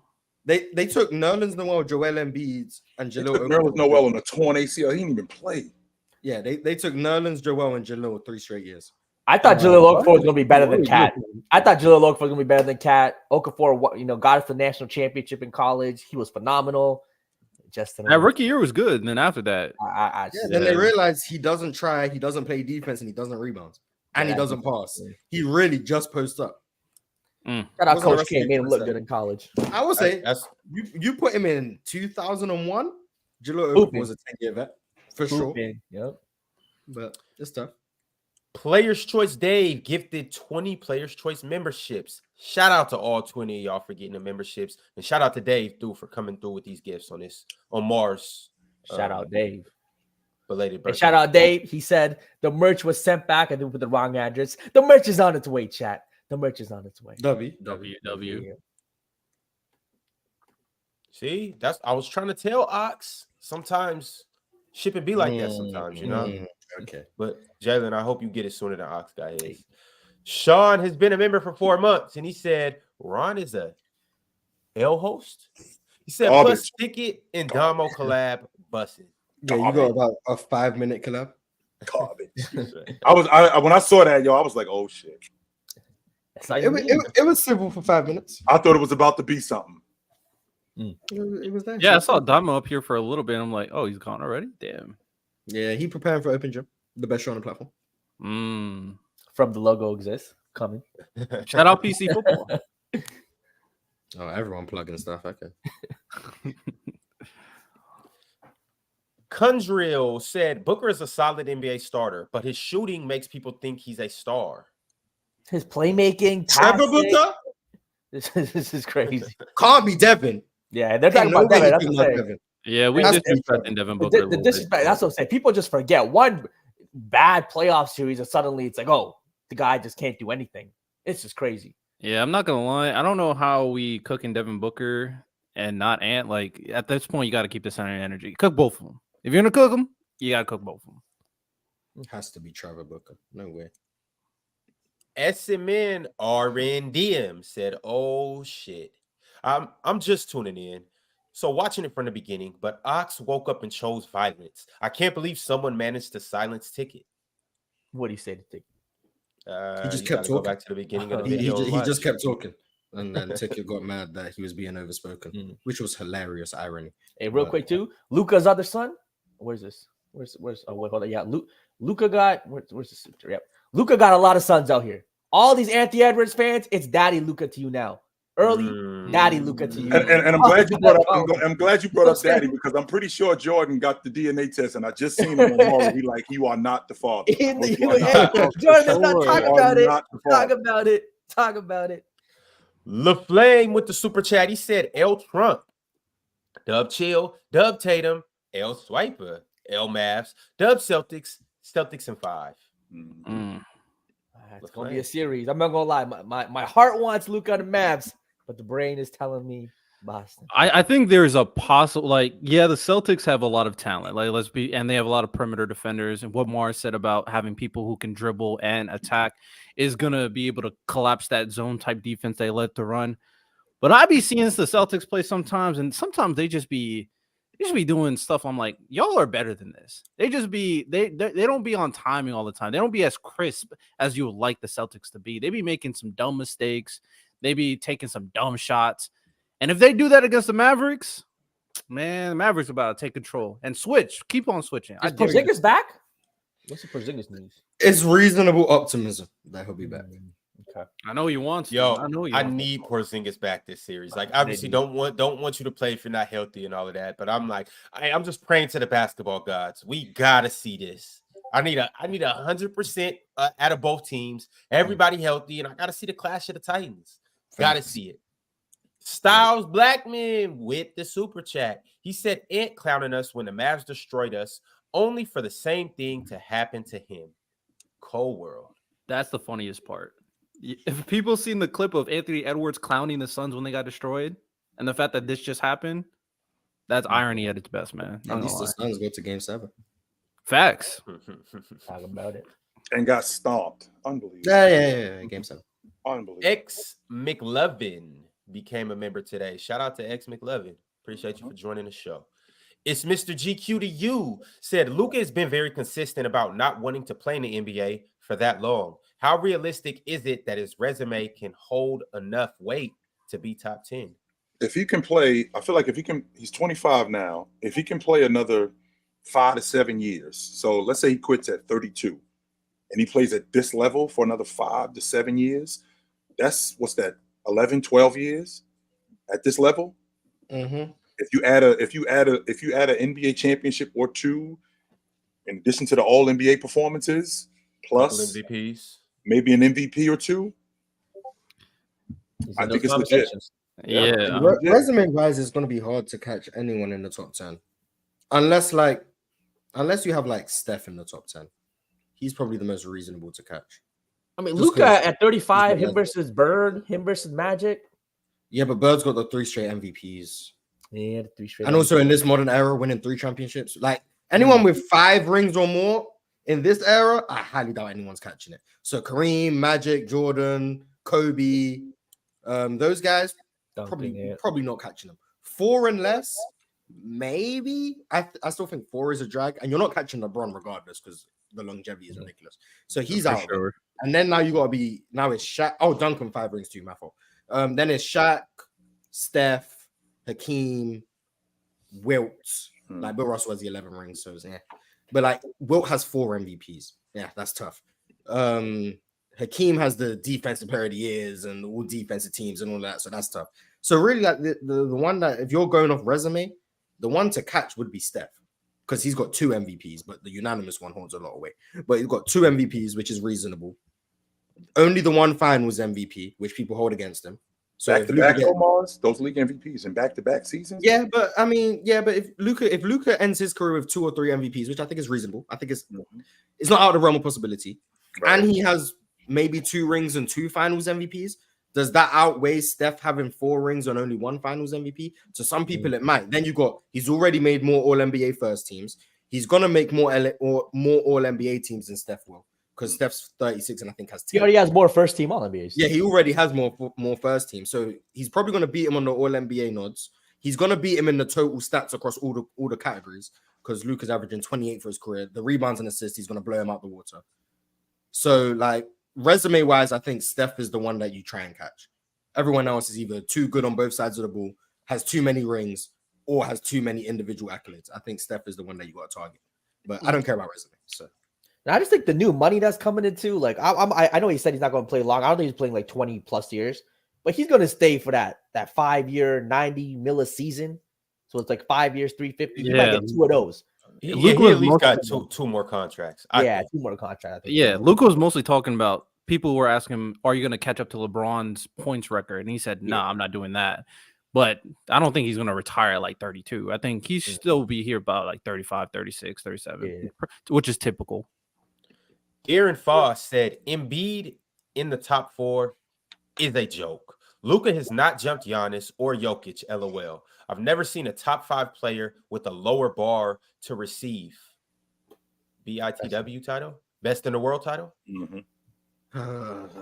I mean, I think Embiid is clearly top 4. Who would you have over him? Some people think Tatum's better than him. Some people think Kevin Durant is better than him. Some people think LeBron is better than him. Yeah, I think it's like Hallie's better than him. Matters, man. Crazy. Postseason matters. I understand what you guys are talking about when you're talking about as a basketball player. As a basketball player, Embiid is getting ridiculous, man. No question about it. But the same thing that we talked about with Rudy Gobert, who I think is awesome. In this particular series, when you're talking about the postseason, what I do in the regular season has to translate at minimum. I might not surpass what I did, but I have to at least maintain what I did in the regular season in the postseason. It can't go the other way like Julius Randle. That can't happen. No. And Embiid led the playoffs in scoring. I ain't talking about Embiid. I'm not talking about Embiid. What I'm saying what I'm saying is when Joel Embiid, who stays injured, and not only stays injured, has underperformed in the past. That stuff matters. I understand the injury part.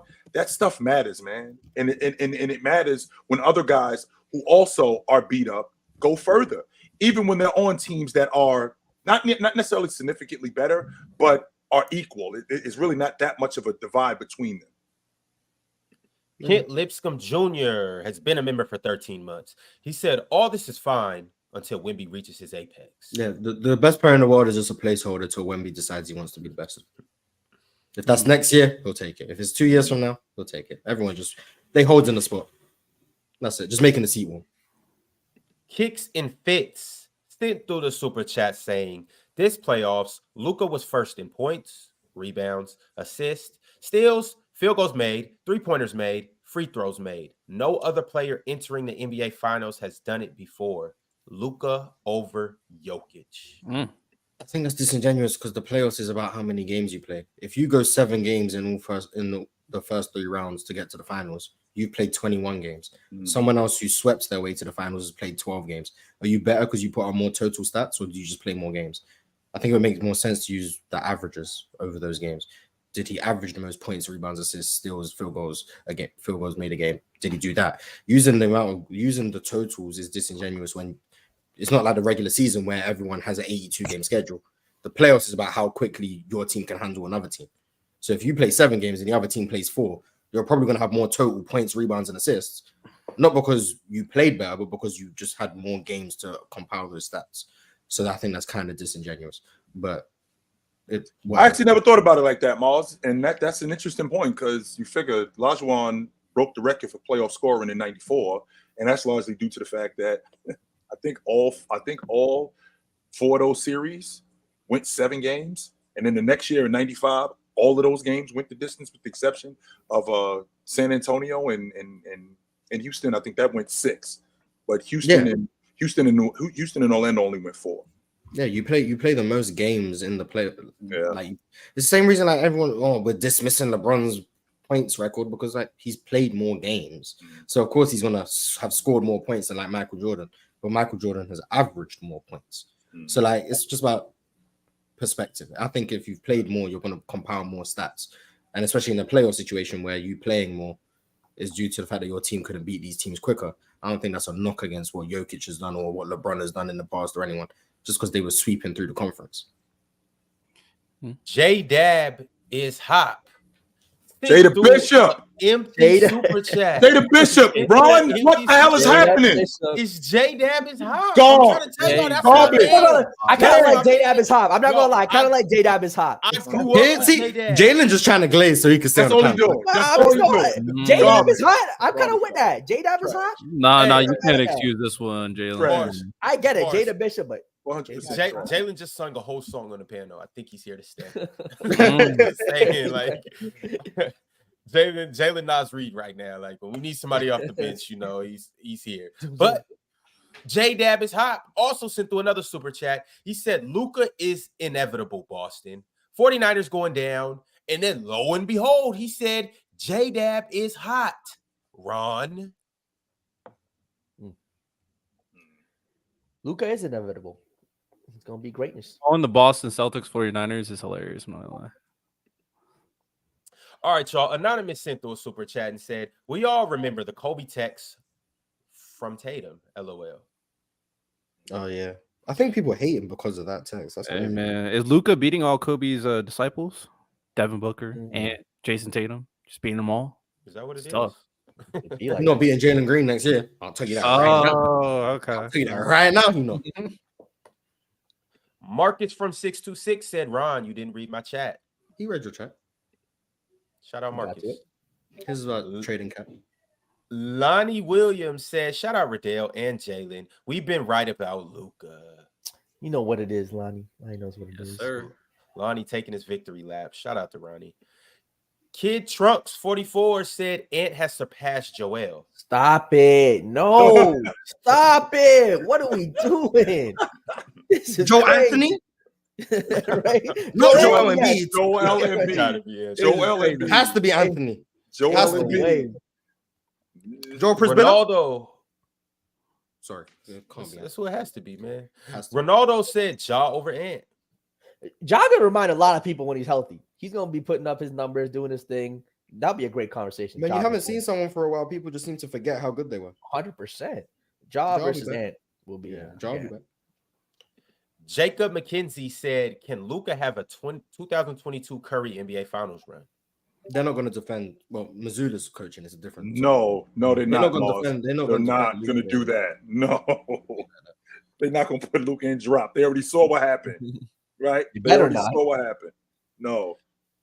Mad Max Sports Talk said, "Y'all got playback. Go watch the film." I wonder what he's talking about. I'm not getting no playback and watching no Rudy film. I'm sorry. Yeah, it's no way. We watched them bees give Rudy 50. Does that count as Rudy film? We watched that yesterday. I can get with that. That's something I can get with. Irregular said, "We really been about Rudy. We really been about Rudy over Luka, Kyrie, and Ant." No, we got to it. Logan Masai said, "Blaming the role players now." ... Shaking my head. Do role players not have responsibility? Yes, they do. Why else would they be out there? If role players didn't matter, why is the NBA not just a one-on-one league? Just play one-on-one. Winner wins the title. Like role players matter. So Dead Op Smoker said, "Chill, mad as fuck. He been hating on Luka in Dallas all year." See what I'm talking about, Rodell? Like if I don't think your player is the best player on the planet, if I don't think your team is the best team in the world, I hate you guys. I hate you guys. Unbelievable. I mean, Chill can be objective. He said he doubted us all year. He's taking it back. He's learning. In the finals. And it wasn't like they snuck in.